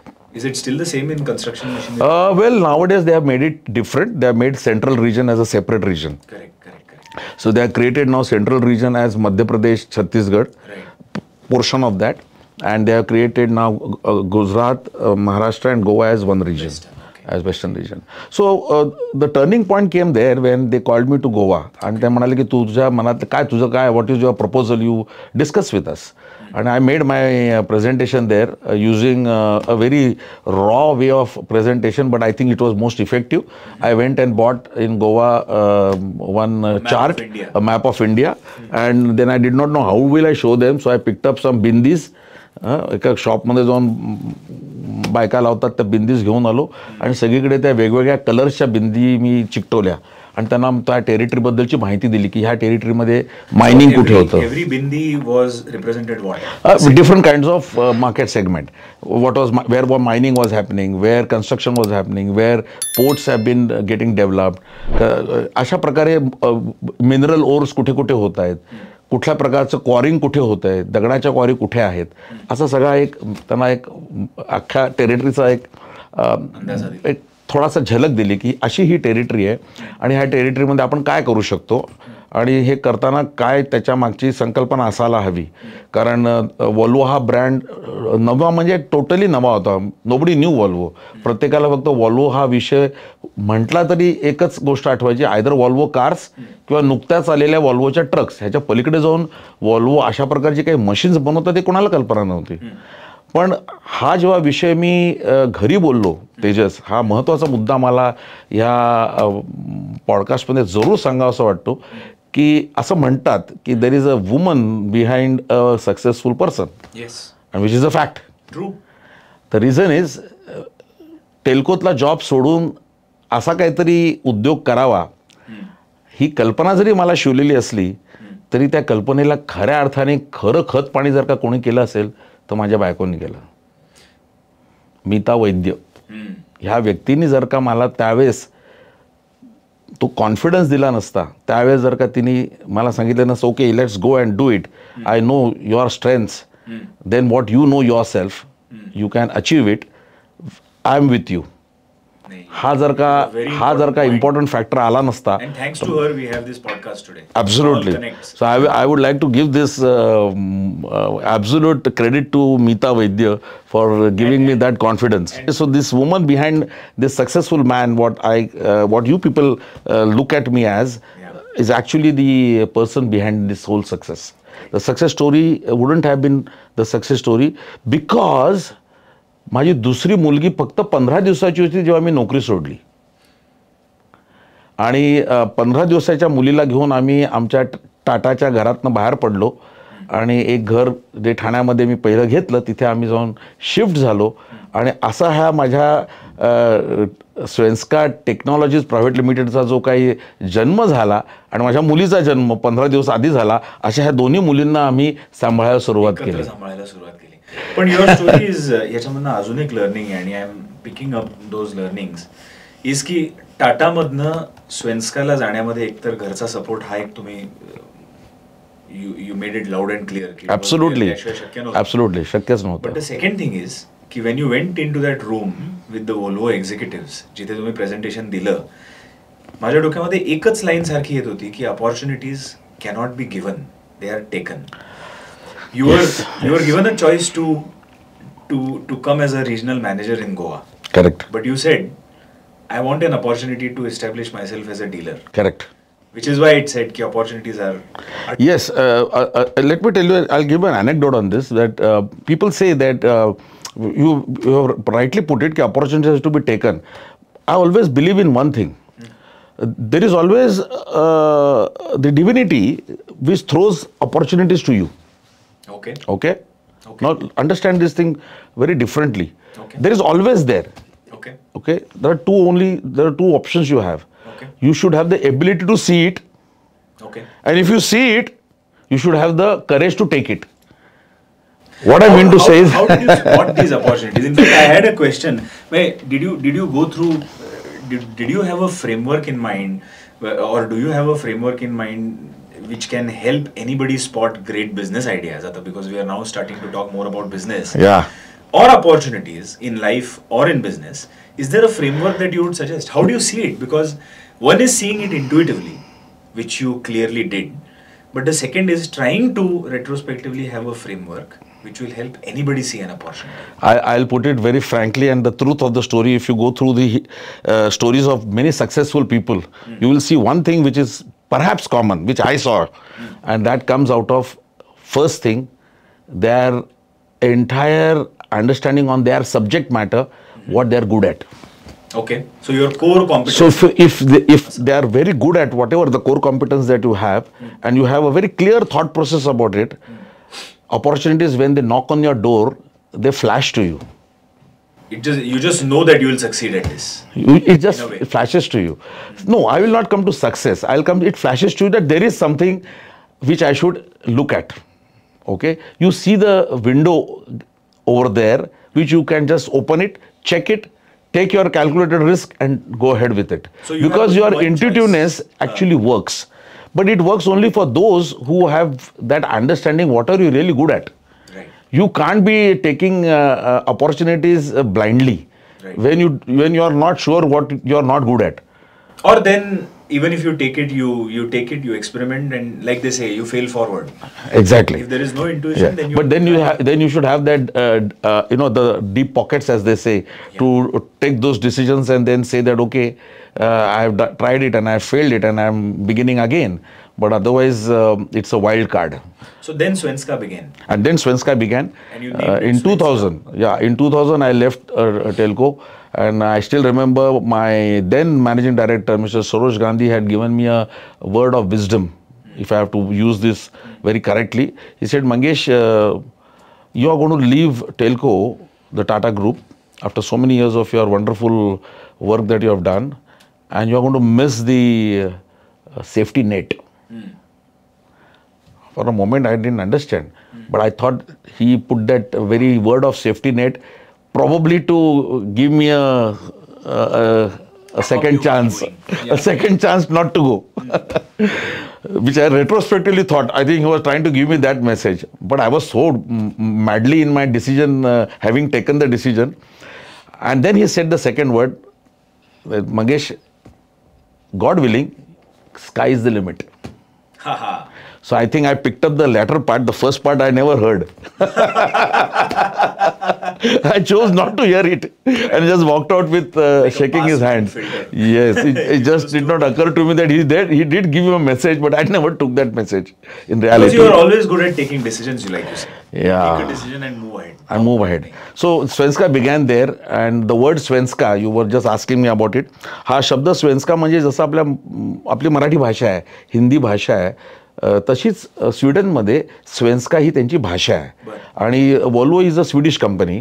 आणि माझी अशी इच्छा होती की स्वेन्स्का हा शब्द वापरण्यामागची संकल्पना simple होती की ओके, आपलं नाव असं असलं पाहिजे की बेल्जियममधल्या हेड ऑफिसला पण कुठेतरी जाणीव झाली पाहिजे की अशा नावाची कुठेतरी कंपनी इथे आहे इंडियामध्ये. अशा हेतूने हा खरा स्वेन्स्का हा शब्द पिकअप केला गेला. आणि त्यावेळेसचे जे वॉल्वोचे जे अधिकारी होते बँगलोरमध्ये बसलेले, त्यांनाही तो शब्द खूप आवडला आणि त्याने तो उचलून धरला. असं काही त्यांनी ऑब्जेक्शन घेतलं नाही त्याच्यावरती. 2000. हां, म्हणजे आता आपण आजची तारीख काय, आज 9 तारीख. आता पुढच्या आठवड्यामध्ये माझे 25 वर्ष पूर्ण होत आहेत स्वेन्स्काला.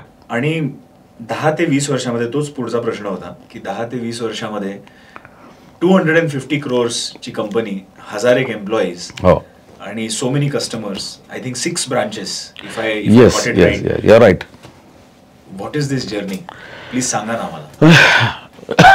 Over the initial days, maybe you can split it की इनिशियल डेज कसे होते, what was the struggle like, आणि हाऊ डिड इट. मला वाटतं मी हा विषय एकदा कोणाशी तरी बोललो होतो की कुठल्याही बिझनेसमध्ये ना तेजस, सुरुवातीचे जे 1000 दिवस असतात ना ते ट्राईंग डेज असतात. आम्ही परत एकच गोष्ट सांगतो, प्रत्येक माणसाने हे लक्षात ठेवायला पाहिजे, you must know what you are good at. If you are not good at something, then you better be the second man in the whole activity. No, never mind. Right. But if you are good at something, only then take that bold step to move on. Right. Otherwise, there is a chance that you may fail somewhere down the line. Right. Having said this, स्वेन्स्काचा पहिला period जो होता हा खूपच tough होता. तो natural होता, कारण Volvo brand नवीन होता, ॲक्सेप्टेबिलिटी नव्हती. माझी ॲक्सेप्टेबिलिटी जरी असली, लोक मला जरी ओळखत असले, ॲज ब्रँड मंगेश म्हणून जरी ओळखत असले, तरी त्यांना डिसिजन घेणं माझ्या फेवरमध्ये फारसं काय आवडत नव्हतं. पण हा सगळा विषय जवळजवळ पहिली एक साधारण 8 ते 9 महिने माझ्या ह्याच्यातच गेले, लोकांना अवेअरनेस करण्यामध्ये. So if I can add some perspective, तो ब्रँड मंगेश म्हणल्यावरती मला एकदम, मी माझ्या नोट्समध्ये बघितलं.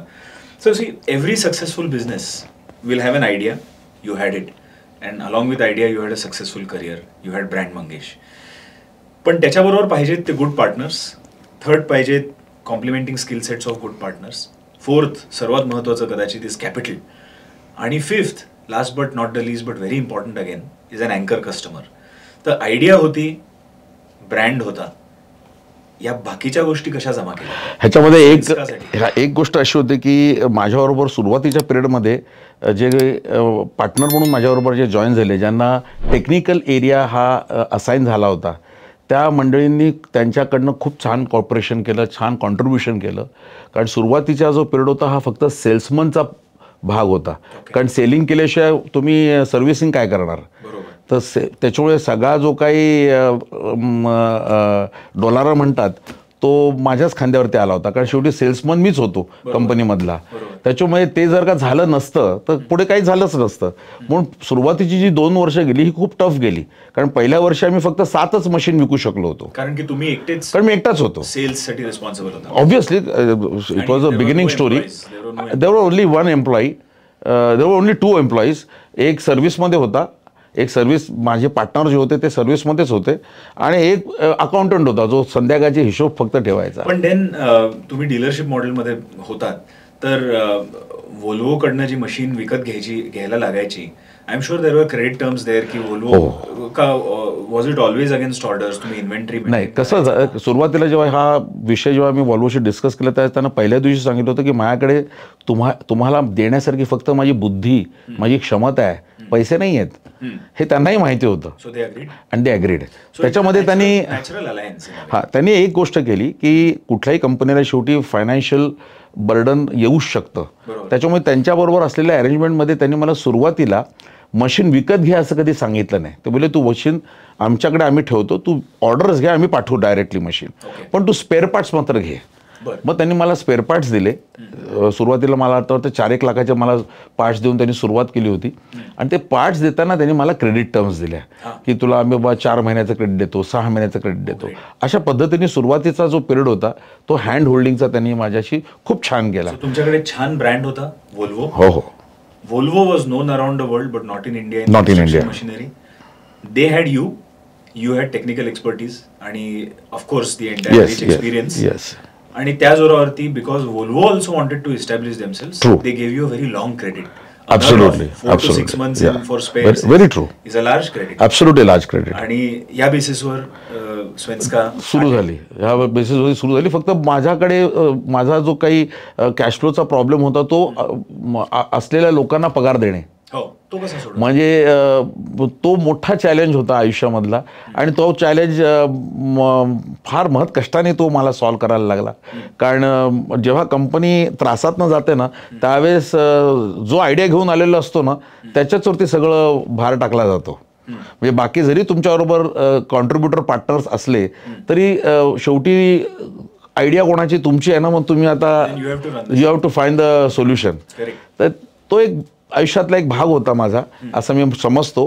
आणि अशा पद्धतीने जी स्वेन्स्का सुरू झाली ज्याच्यामध्ये मी आणि परत जसं मी म्हणालो की जर का मिताचा मला जर का पाठिंबा नसता तर ते होऊच शकलं नसतं.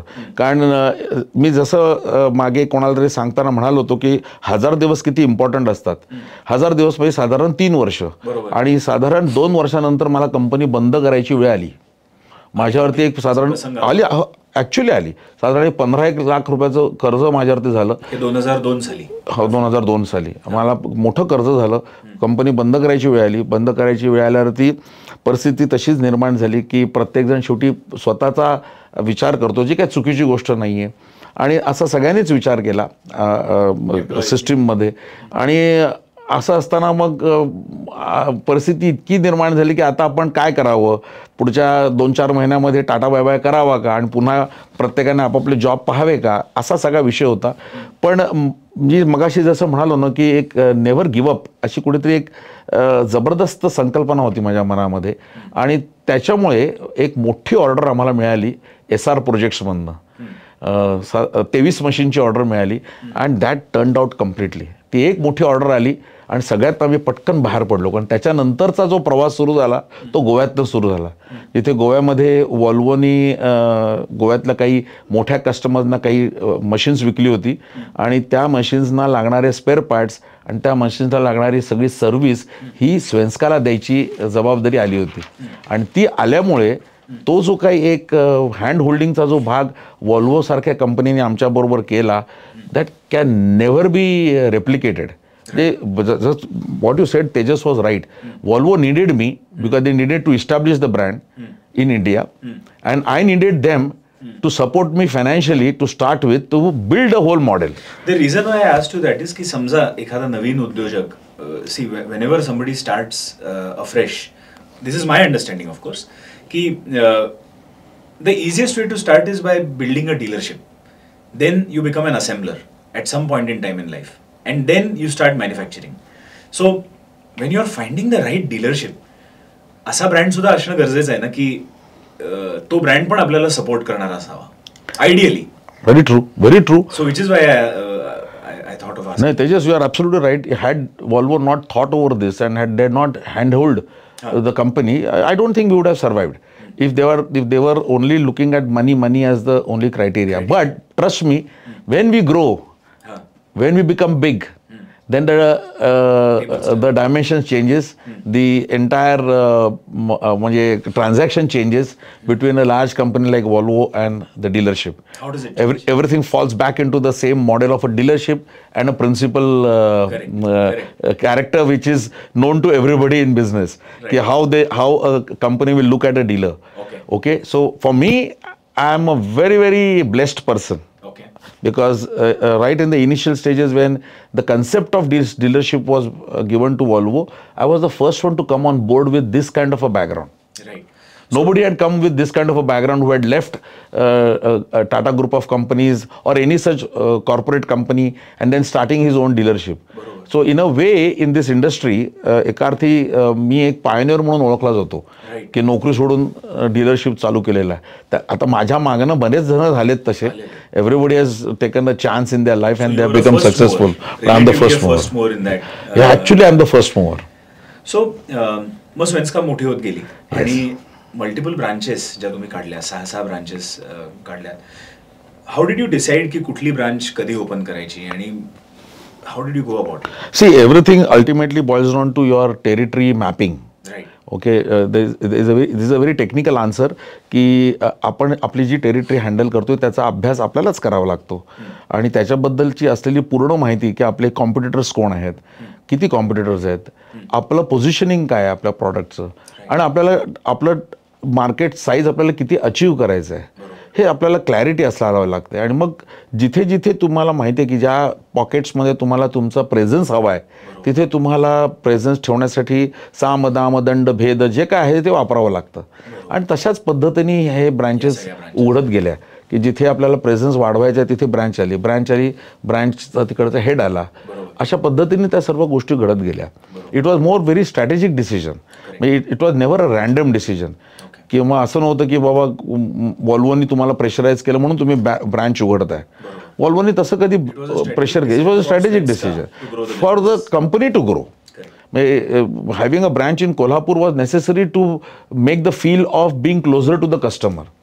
Oh, you had a branch in Kolhapur? We had a branch in Kolhapur also. No, nothing is there. Okay. Because हा प्रवास 20 वर्ष मी केला वॉल्वोचा डीलरशिपचा आणि ह्या 20 वर्षातल्या प्रवासामध्ये एक आणखीन एक घटना अशी घडली की वैशिष्ट्यपूर्ण ती घटना माझ्या आयुष्यात घडलेली आहे. कारण ही पण एक वेगळी संकल्पना मी मांडलेली होती.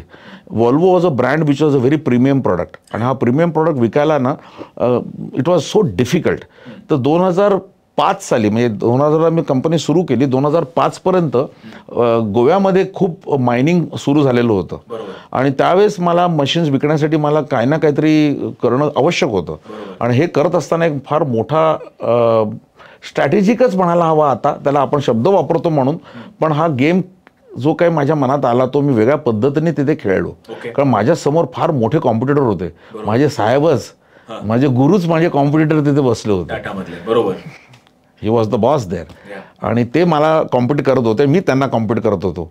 आणि म्हणजे कुठेही तोड नव्हती. आफ्टर ऑल ही वॉज म्हणजे द्रोणाचार्य होते ते.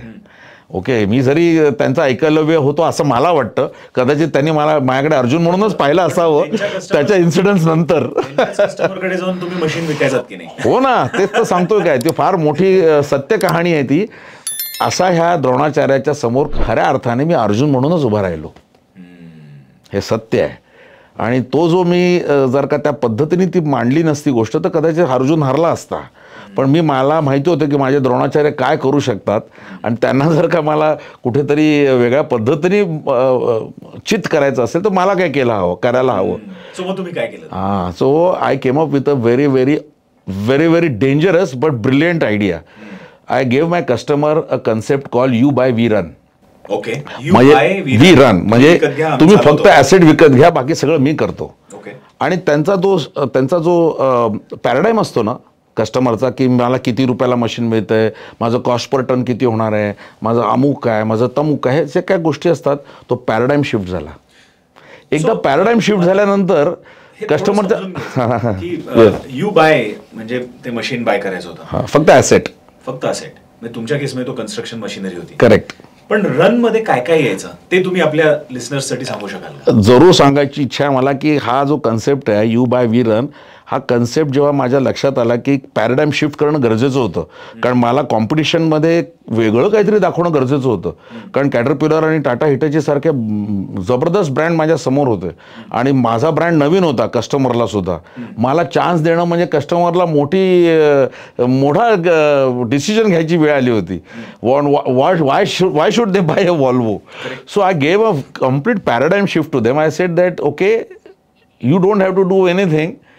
I give you this cost per ton agreement की ह्याच्यापेक्षा तुमचा कॉस्ट पर टन वरती जाणार नाही. Subject to you buy the asset and I will run the asset. त्या रनमध्ये right from the operator to technician to mechanic to supervisor to engineer everybody I was going to manage the show. So you had the control of cost. I had the control of cost. We रनमध्ये फक्त एवढंच झालं की कस्टमरने शेवटी माझ्याकडनं एक clause काढून घेतला, तो म्हणजे ऑपरेटर आमचे असतील, कारण आमचे ऑलरेडी ऑपरेटर आहेत आमच्या रोल्सवरती. म्हटलं हरकत नाही, मी त्यांना ट्रेनिंग देतो, तुम्ही त्यांना ट्रेनिंगसाठी फ्री करा, मी सांगेन त्यावेळेस. पुढचा प्रश्न होता की वी रन याच्यामध्ये जे काय 100% जे कॉस्ट होत्या त्याच्यापैकी ऑपरेटर कॉस्ट किंवा मॅनपॉवर कॉस्ट ही सर्वात जास्ती होती. सगळी तीच कॉस्ट मी घेतली. Spares and everything. Not necessarily. Managing the spares is the key of this whole subject. Try to understand that when you are running a show as you by VRun, the cost of manpower doesn't exceed more than say roughly 15% to 20% max. Why? Because 100 rupees is if it is your cost, 100 रुपयामध्ये साधारण 40% तर diesel मध्येच जातात, fuel cost मध्ये जातात. Fuel cost तर ती तर तुमची कंट्रोलमध्ये तुम्ही करू शकता, कारण that was my USP. That was my single most USP which I sold my machines with my top most customers who are still my customers today. So you managed fuel savings as a USP? Yes. Did I hear it right? Absolutely. You save on the fuel, you save on your cost per ton. That was my philosophy. But how do you save? So how did you save fuel? Because the average is... How do you save? Because the machines were of that nature, but it had to be used in that particular nature. म्हणजे तुम्ही त्या मशीन्सला सुद्धा त्या पद्धतीने वापरायला हवं की त्याच्यात इतके मल्टिपल मोड्स होते. राईट फ्रॉम 1 to 8 असे वेगवेगळे मोड्स होते. Whereas my competitors never had that. They had only practically only one mode. What was, of course, it was a product strength which you used. It was a product strength. Correct. But then what happened? As I told you, the product strength was not able to be admitted or accepted by the customer. Nobody wanted to believe it. Not initially. Not initially. You prove it. So the whole idea was to shift that whole paradigm and take the onus on you to prove it. That I'll prove it that your cost per ton is low. How will I prove it? I will run the show. So you ran the show. Fuel was anyways. And the product. You heard me right. If you remember, I said that I gave them a condition. I'll train your operators. You trained their operators. I was to put my operators, but they said no. आम्ही आमचे operator ठेवू. म्हटलं ठीक आहे, मग तुम्ही माझी condition accept करा की मी तुमच्या ऑपरेटर्सना मी ट्रेनिंग देईन. And that is how तुमची Svenska Institute of Technology was born. Was born because मला मॅनपॉवर शॉर्ट पडायला लागली. हा 2005 ची ही गोष्ट आहे. मला पहिली 12 मशीनची ऑर्डर आली तिकडे गोव्यामध्ये, आणि त्याच्यानंतर there was no looking back. I think we sold about 500 plus machines in Goa. I was an uncrowned king in Goa. म्हणजे मी टेरिटरी सोडली त्याच्यानंतर आता घुसलेत काही लोक. म्हणजे आजही लोक इंडस्ट्रीमध्ये म्हणतात की यार हमको कभी एंट्री मिला ही नाही गोवा में. सो स्वेन्स्का इन्स्टिट्यूट ऑफ टेक्नॉलॉजी बद्दल तर त्याचा स्वेन्स्का इन्स्टिट्यूट हा विषय असा आला की जेव्हा 2007 पर्यंत जेव्हा आम्ही हा यू बाय रनचा प्रोग्राम इतका जास्ती चांगला चालायला लागला, तर डिमांड जास्ती वाढायला लागली की आता आम्ही विकत घेतो, तूच सगळं कर. आता तूच सगळं सुरुवातीला ठीक होतं, मला ते वाटलं की चला आपण काहीतरी एक वेगळा अँगल पॅराडाईम शिफ्ट करून मशीन्स विकलेत. हे मला कल्पना नव्हती की हा अँगल आता इतक्या मोठ्या प्रमाणात जाईल तो. पण ते तसंच झालं.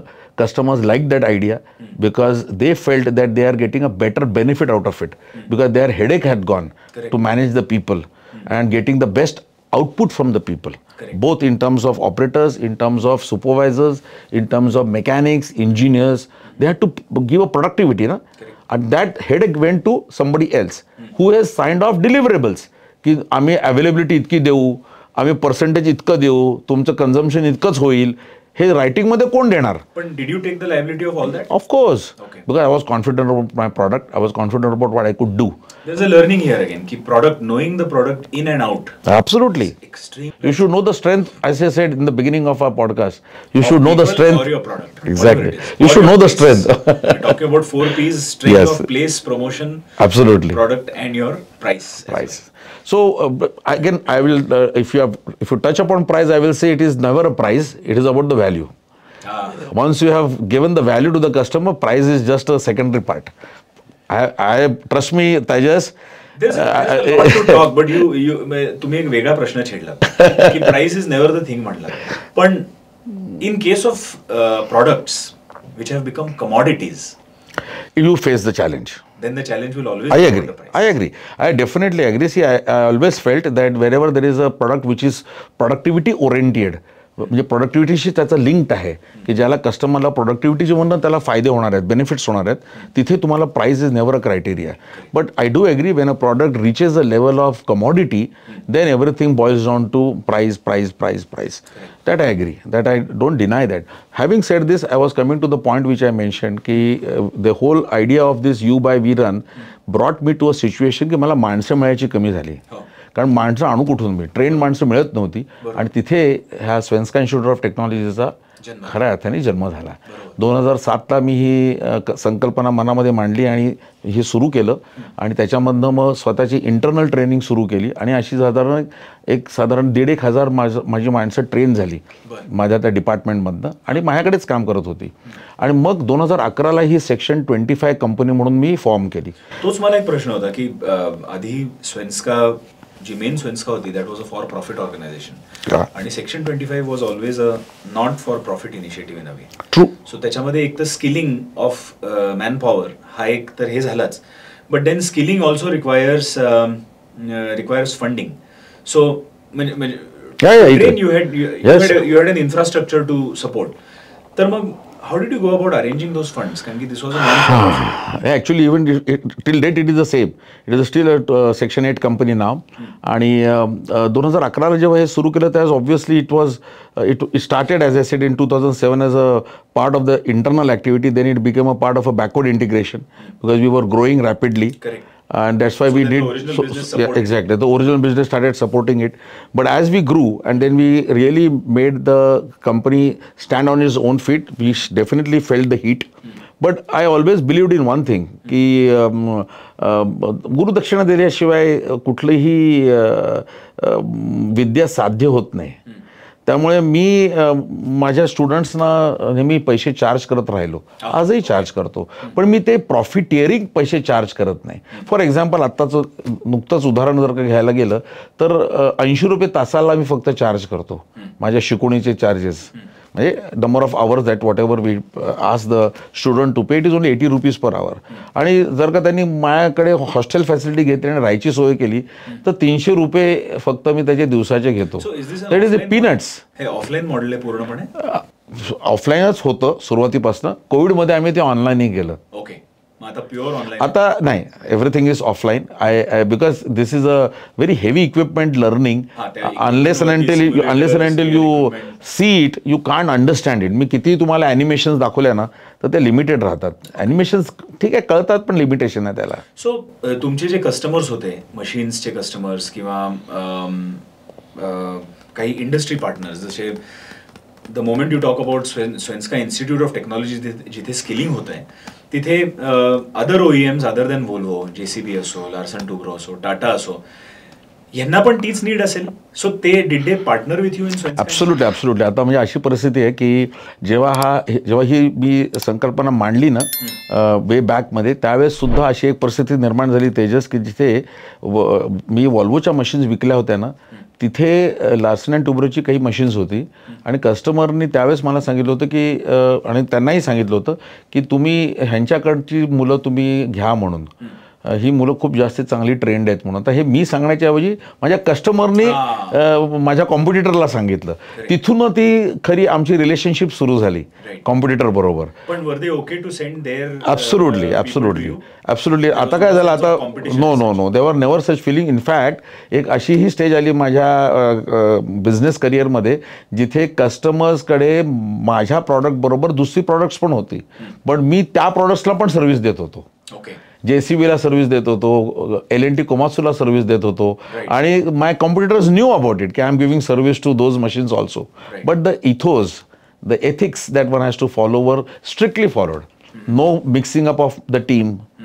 If somebody is working for Komatsu was never mixed with Volvo, never mixed with JCB. So it was all independent silos, but still working under the same brand Svenska. These were the things which helped me at a later date now. And now we entered into a lot of collaborative approach with all these people. With JCB, with Volvo तर आहे होतच, Larsen and Toubro. Now they have picked up a lot of boys from us, from the institute. So आणि I am assuming की इथे जी मुलं येतात शिकायला operator ट्रेनिंगसाठी सो त्यांची काही बॅकग्राऊंड असते. Let me correct a bit to you, Tejas. This is not only an operator training institute. Okay. Svenska Institute, it started with mechanic training. Okay. And subsequently it became an operator training program also. Ata now we are the only institute in the country, Tejas. I am so happy to share with you that we are the only company with 5-star facility. Wow. We have been accredited as a 5-star facility by none other than National Skill Development Council. So when you say NSDC. 5-star facility, what does it entail? It entails the facility which is equipped with laboratory standards which are as good as international. Oh, great. So that is a kind of a standard that we have maintained in our institute, Yeah. and that is the reason why they accredited at this level. Otherwise, hardly anybody gets 3. So here in Svenska Institute of Technology, all the candidates, त्यांना तुम्ही construction equipment related mechanic म्हणजे maintaining these machines, operating these machines, Correct. and everything related to these machines, limited to construction and infrastructure वाले जे machines आहेत त्याच्यामध्येच असतं सगळं का? Prima facie institute was developed with this purpose. Yeah. But though the institute came up for construction and mining equipment, the memorandum of articles that when we have made it with a larger view. Ki we can have anybody who has any need to develop any kind of technician in any of the field, we will be there to offer that course also. So if you But right now, if you ask me, Tejas, we are very, very focused for last 15 years with construction and mining equipment and the entire infrastructure ecosystem. So we have training program which have been developed for crushers, for batching plants, for your asphalt batching plants, and all kinds of construction equipment. So we are very well equipped with that. So how do you place these students once they are done with their training? Well, there are, as I said, there are OEMs which are already in touch with us. There are customers who are in touch with us. So today the situation is 150,000 machines are roughly getting manufactured in the industry. And each 150,000 machines, when we say, even if you say 70% of them are requiring, the operators. So 2 operators are required on every machine. So you can imagine more than 1 lakh of operators are required every year on year. So that many number of mechanics and technicians are required. That many engineers are required. So there is a demand and supply gap झाली आहे मोठी. आणि ह्या सगळ्या प्रोसेसमध्ये मला एवढंच सांगायचं आहे, म्हणजे मला आनंद होतो to share this with you की स्वेन्स्का इन्स्टिट्यूट ऑफ टेक्नॉलॉजीमध्ये साधारण 1001 मुलं आत्तापर्यंत पासआउट होऊन गेलेली आहेत. त्याच्यातली जवळजवळ 25 ते 30% मुलं जगाच्या बाहेर काम करत आहेत. They are working in Africa. की तुम्ही मग तुमची मुलं तुमच्या मुलांना बाहेर प्लेस करता? हो. So they are working in Africa, they are working in Dubai, they are working in Saudi Arabia. Some of them have gone even to European countries. So the best part of this is how things work. I'll tell you. Some of these people who are working in Africa, they approached us. How did they approach us? Very senior people. They went and told their companies that whatever you see in us today is because of this company. Because of this Svenska Institute, we have reached a level where we are been delivering what we are delivering it to you. Our people in Africa are nowhere near this understanding and knowledge about the subject. तुम्ही ह्या कंपनीला बोलवा आणि आपल्या लोकांना training द्या. कारण we have been focusing on foundation. The whole objective, Tejas, is if the foundation is strong, the development of a person happens quite well. Thereafter, it is all development of the person on his own ability to grow. Correct. But if the foundation is weak, however you may try, it will never happen. तर अशा आम्हाला नायजेरियामध्ये 1000 मुलांना शिकण्याचा chance मिळाला. Amazing. आम्ही मागच्या मार्च महिन्यामध्ये नायजेरियामध्ये होतो. So your trainers go there? Yeah, our trainers go there, we do the job there and we come back. How long typically does a trainer? Well, it depends on number of people. त्यांच्याकडे जर जो 1000 मुलांना शिकवायचं होतं म्हणून साधारण 5 महिन्याचा programme होता. Oh, great. पण मग ट्रेनर्स काय 5 महिने राहत नाहीत, 2 जातात, 2 येतात, असं जाऊन येऊन करतो आम्ही. कारण इकडची पण बॅच चालू ठेवायला लागते ना. So Svenska Institute of Technology ची branch or where is the institute? Nagpur. Nagpur. So we started in Goa. As I said, because we were growing in Goa rapidly, the institute also started in Goa.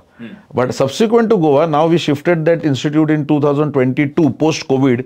We brought it everything into Nagpur. And do you get students from all over the country? Yes, by and large, the students come from mostly from Bihar, Chhattisgarh, Jharkhand, Madhya Pradesh, Orissa, आपल्याकडे भारतामध्ये ना एक मोठा challenge आहे, तो म्हणजे language. आपल्याकडे अशा 7 ते 9 लँग्वेजेस आहेत की जिथे language becomes a barrier for teaching. Okay, साऊथमध्ये तुम्ही जर का ही ब्रांच उघडायची म्हटली तर तुम्हाला साऊथ इंडियन लँग्वेज वापरणं गरजेचं आहे. So going forward Svenska Institute will definitely, in fact we are virtually on the now in the stage of having franchisee models being implemented. Great. There are people who have approached us की आम्हाला तामिळनाडूमध्ये तुमची branch उघडी करायचं आहे, आम्ही चालवू ती. आवर USP remains, which is our coaching and competency model. So a standardized program which will be taken by the difference is we don't make this as a training program, we make it as a development program by way of 2 aspects of knowledge transfer, ज्याला आपण coaching आणि competency development म्हणतो. Training म्हटलं का one way traffic असतो असं मला वाटतं. माझ्या टिक मार्क केल्यासारखं तो it just becomes a KRI or KRA to somebody, की मी एवढ्या मुलांना शिकवलं, त्यांना कळलं किती, nobody takes care of that. Whereas we work the other way around, की त्या मुलांना कळलं किती, this will be the parameter of the judgment of my teacher. Fantastic. So मला अजून एक 2 प्रश्न आले की यू मेन्शन की Svenska जो इनिशियल बिझनेस होता that you are no longer operating. हां, इयर 2020 मध्ये मी तो बिझनेस जो होता तो वॉल्वोला मी परत सरेंडर करून टाकला. त्याचं कारण, प्रायमरी कारण एकच होतं की एक तर मला Svenska इन्स्टिट्यूटमध्ये वेळ देता येत नव्हता. कारण कुठली डीलरशिप म्हटली का time, mind, money, everything is engaged, you hardly get time for your self. आणि दिस CSR ॲक्टिव्हिटी विच मी and my wife started way back, we had a passion to do this. And trust me, our passion is taking us to miles now ahead. But I had a question. You surrendered the dealership back to your principal, but you never thought of selling it off to another dealer or any takers in the market? I'll tell you one thing. Or it is not sustainable in a No. The critical part you should understand in any dealership, Tejas, is dealership is not your prerogative. Dealership is always a prerogative of your principal. Understand this. तू किती म्हणालास की मी एवढी मोठी dealership केली, मी कोणाला तरी विकतो, ती विकतो म्हणजे शेवटी तू कोणाला तरी पार्टनर म्हणून घेऊ शकतोस की तू मला एवढे पैसे दे आणि तू आता पार्टनर बन इथे, आणि तू हळूहळू त्याच्यातनं एक्झिट करू शकतो आणि नवीन पार्टनर वॉल्वोला समोर दाखवू शकतो. तुला त्याच्यापेक्षा जास्ती काहीच मिळणार नाही. कारण का वॉल्वो डिसाईड करते अल्टिमेटली, किंवा कुठली प्रिन्सिपल डिसाईड करते की मी डीलरशिप कोणाला द्यायची, त्या डीलरशिपची केपेबिलिटी बघून त्याला डीलरशिप दिली जाते. त्याच्यामुळे डीलरशिप आपण कोणाला विकू शकत नाही. ट्रान्सफर ऑफ डीलरशिप ही फक्त इंटरनली गपचूप करू शकतो. पण जर का डीलरशिप खऱ्या अर्थाने वॉल्वोला कोणाला द्यायची असेल तर Volvo can ask someone to even quit the dealership. जे माझ्या बाबतीमध्ये माझ्याच एका त्यावेळेस 2020ला एका साऊथमधल्या डीलरला वॉल्वोला तसं करावं लागलं काही कारणापरत्वे. आणि I can tell you what was the pain he went through. On the contrary, I was a person who was given the platinum handshake with absolute love, affection and honor. Great. So this has been an incredible discussion, but I still have a few questions. Okay. But shoot them. Rapid fire. We'll call it the rapid fire. Okay. And I'll ask questions and you can give short answers. Yeah, please go ahead. If you want long answers. No, we'll make it short. No, we'll make it short because it's already a long one. So 2025. We are on the brink of everything being taken over by artificial. Transfer of artificial intelligence in the form of its utility in our industry is growing. Okay, growing very rapidly. For example, if there is any hazardous location where you need equipments to work and you don't want human life to be endangered, AI is the best solution to it. So, are we looking at autonomous earth? Exactly. I was coming to the autonomous model, which is a part of AI, but it comes under Internet of Things. Okay. Not exactly you can say AI, but AI is a framework under which Internet of Things are working. So it comes under that category. So it is very essential. Things are happening that way. की एखाद्या hazardous locationला तुम्हाला माणसाला पाठवण्यापेक्षा असं काहीतरी केलं तर जास्तीत चांगलं आहे. तर अशा पद्धतीने आता त्या डायरेक्शनला सगळेच जण चाललेले आहेत.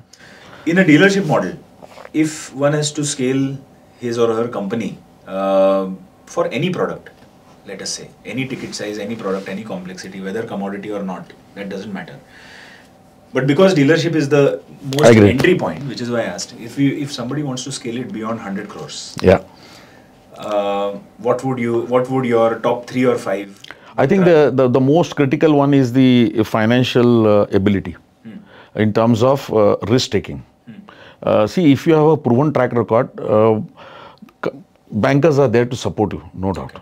But you should have the courage to also table your stakes on the same. Otherwise, there is never a support that can come. But scalability will come not necessarily only with finance. Scalability will come with finance definitely on the table, because that is your root base. Because, for example, if you have to invest, you have no other choice but to invest to scale up the whole operation. But when you put the money on the table, you also need people who can take care of that money. Correct. So it is very important that your scalability will work provided you have the right people. That's where my next to question align is. with it. Next question is the same. That you built a company that employed 1,000 people, and maybe as a dealership grows or as a company grows, number of people, family members get associated with the company. How do you ensure a strong company culture and strong ethos and ethics? This is a very good question. My entire company, even till date, is working on the ethos and the ethics and all the learning that I have taken from Tatas. We continue to follow the same principles that we learned in Tatas, and that's a fact. We have a very human nature to our company. So our strength is our people.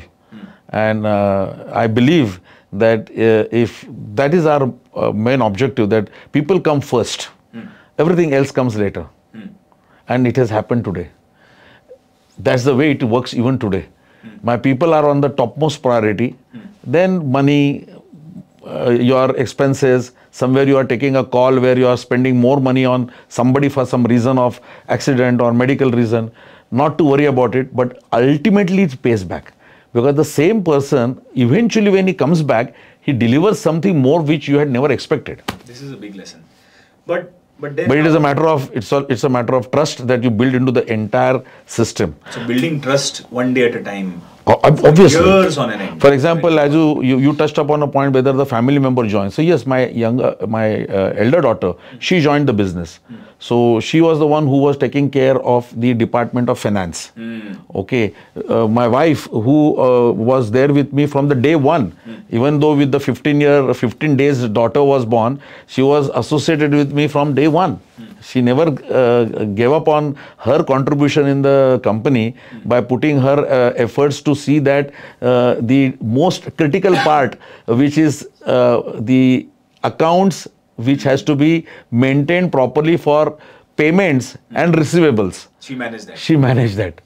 So even today, she has an eye on that aspect very clearly, and her chase up is phenomenal.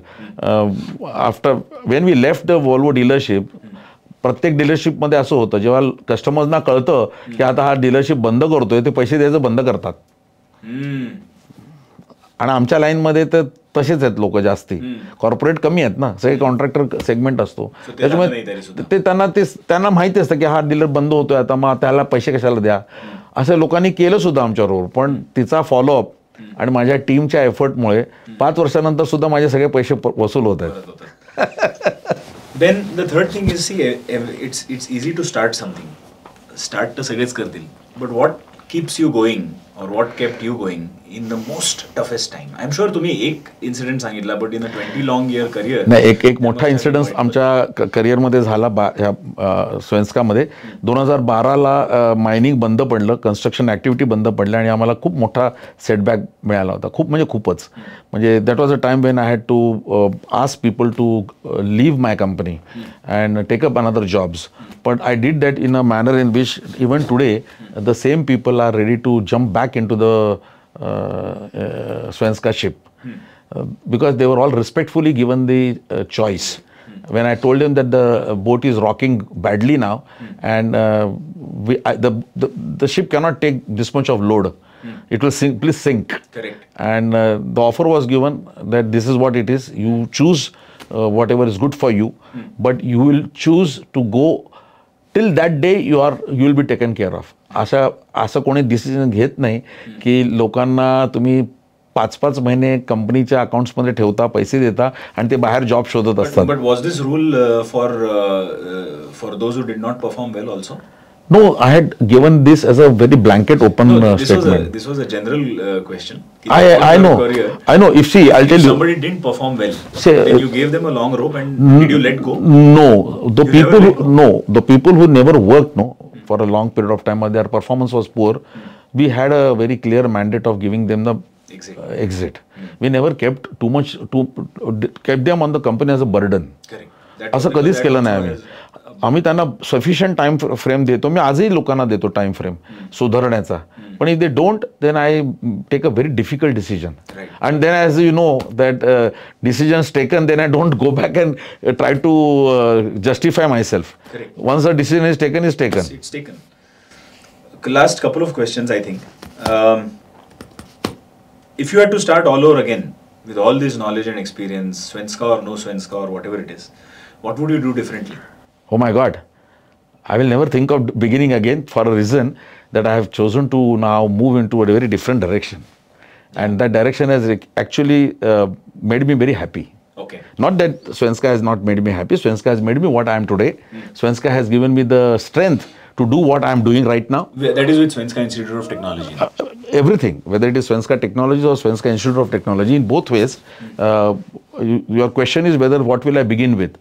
So now that how would you redo things? Yeah, so as I said, now my redoing is happening in a different direction. I have moved from the materialistic world, though I am very much deep into it. I am very much deep into it. It's the grace of God. But I moved out of that, and then my entire focus has moved into making the difference in understanding spirituality. So that's my new passion which is getting built into me. Where will I use that to benefit people? Any single book that you would recommend our listeners, or that made more than recommending listeners, that made a big impact on you? नाही, मला असं वाटतं की माझ्यावर खरा impact जो झालेला आहे ना, तो मी 2020ला जेव्हा पॅन्डेमिक झालं आणि पॅन्डेमिकला सगळे घरी बसले होते आणि त्यावेळेस मला चुकून व्हॉट्सअपवरती कोणीतरी मेसेज टाकला की तुम्ही हा क्लास जॉईन करा. आणि मी आमच्या स्वामीजींचा क्लास जॉईन केला. ते वेदांत शिकवायला लागले आम्हाला आणि त्याचा जो इम्पॅक्ट माझ्यावरती जो झाला तो प्रफाऊंड इम्पॅक्ट आहे. आणि गेले 5-7 वर्ष मी ते करतो आहे, त्यांच्याबरोबर शिकतो आहे आणि त्यांच्याबरोबर राहिल्यामुळे त्यांच्याकडनं मला जे काही ज्ञान प्राप्त झालं असं मी म्हणेन ह्या पर्टिक्युलर फील्डमधलं, त्याला आपण स्पिरिच्युअलिटी म्हणतो, ते एका वेगळ्या लेवलचं मिळालं. म्हणजे मला रिच्युअल्स आणि स्पिरिच्युअलिटी ह्याच्यामधलं जी जोड आहे ना, तो जो बंध आहे ना दोघांमधला, तो कळला. आपल्याकडे अनफॉर्च्युनेटली ह्या दोन्ही सायलोजमध्ये बघितलं जातं आणि म्हणून लोकांचा गैरसमज होतो आणि लोक काय भलतंच त्याबद्दल बोलतात. मला त्याच्यातला दोघांमधला जो ब्रिज आहे ना तो सापडला स्वामीजींमुळे, आणि तो सापडल्यामुळे मला म्हणजे दोन्ही एकच आहे ह्याची जाणीव झाली. It is basically nothing but two sides of the same coin. आणि हे लोकांना कळत नाही. ह्याच्यासाठी मी आता 5-7 वर्ष, आजच मी माझ्या एक थोडासा वेळ घेतो पण फार महत्त्वाचा मुद्दा आहे. सगळ्यांना जार्गन्समध्ये माहिती आहे, there are 3 Ds in life to become successful. Dedication and determination and discipline. This are the 3 things which are required. हे पुस्तकात भरपूर ठिकाणी वाचलेलं आहे. पण तुम्हाला माहिती आहे का ह्याचा प्रायमरी गोष्ट कुठून सुरू झालेली आहे? आपल्या सगळ्या रिलिजियस आणि स्पिरिच्युअल धार्मिक कार्यामध्ये एक गोष्ट केली जाते, त्याला म्हणतात संकल्प. सगळ्यांनी कुठे ना कुठेतरी बसून पूजा अर्चना केली असेल, लग्नात तरी नक्कीच बसले असतील, त्यावेळेस तुम्हाला संकल्प करायला लावतात ते 7 फेरे घेण्याच्या आधी. हा संकल्प, हा कन्सेप्ट आहे ना, हा 3D आहे. हा कोणाला माहितीच नाही. आणि जर का तुम्हाला तो जेव्हा कळतो की मी हा संकल्प करतोय म्हणजे काय करतोय, अरे you are actually making your entire physical and your mental status to get aligned with the 3 Ds. That I will follow the discipline, I will be determined to do something, and I will have a complete dedication, a devotion for that purpose what I am taking up this assignment. If you understand this then the whole concept is clear. मग तुम्ही कशाला त्याला वेगळं का त्याला रूप देताय की हे काय असं घालून तुम्ही बसून काहीतरी बोलताय आणि तुम्ही काय रिच्युअल्स करता. Fantastic. So this is what I would strongly recommend. One last question. This was a fantastic thing, and I think we should package it well. Last question is, any particular podcast that you will recommend? No. Let me tell you, for me, this kind of incidents of sharing my life story has been there before. Okay. But trust me, thanks to Saptesh, Pooja, and yourself, that this is the first podcast which has come up to me where there is some conversation happening for the purpose. Otherwise, prior to this, in Rotary, a lot of interviews were taken on similar lines. They're all good, nothing wrong and nothing bad about it. But I strongly feel that your concept of bringing this kind of people on your podcast and bringing some value proposition to someone who listens, and if he gets motivated, he gets inspired, then nothing like it. Thank you. Nothing Thank like you so much. So last as we end this, because we discussed everything related to business, a little bit of spirituality, a little bit of life as a whole. I remember something that one of my teachers, Nitya Shanti, he said. So he used to always do this, and we have always done a namaskar in our Hindu culture. Absolutely. But the way he explained this was really beautiful. And so today I will say to you, may the highest in me bow down to the highest in you. Absolutely. Thank you. Thank you so much. InnoTalks. Thank you so much. Lovely Tejas. discussion. Lovely discussion, and I made a new friend. Thank you so much. Thank you so much. Yes. We have a ritual on InnoTalks. Okay. Every guest signs our InnoTalks board. Right. So I'll give you this pen. Thank you. And we would like you to sign it.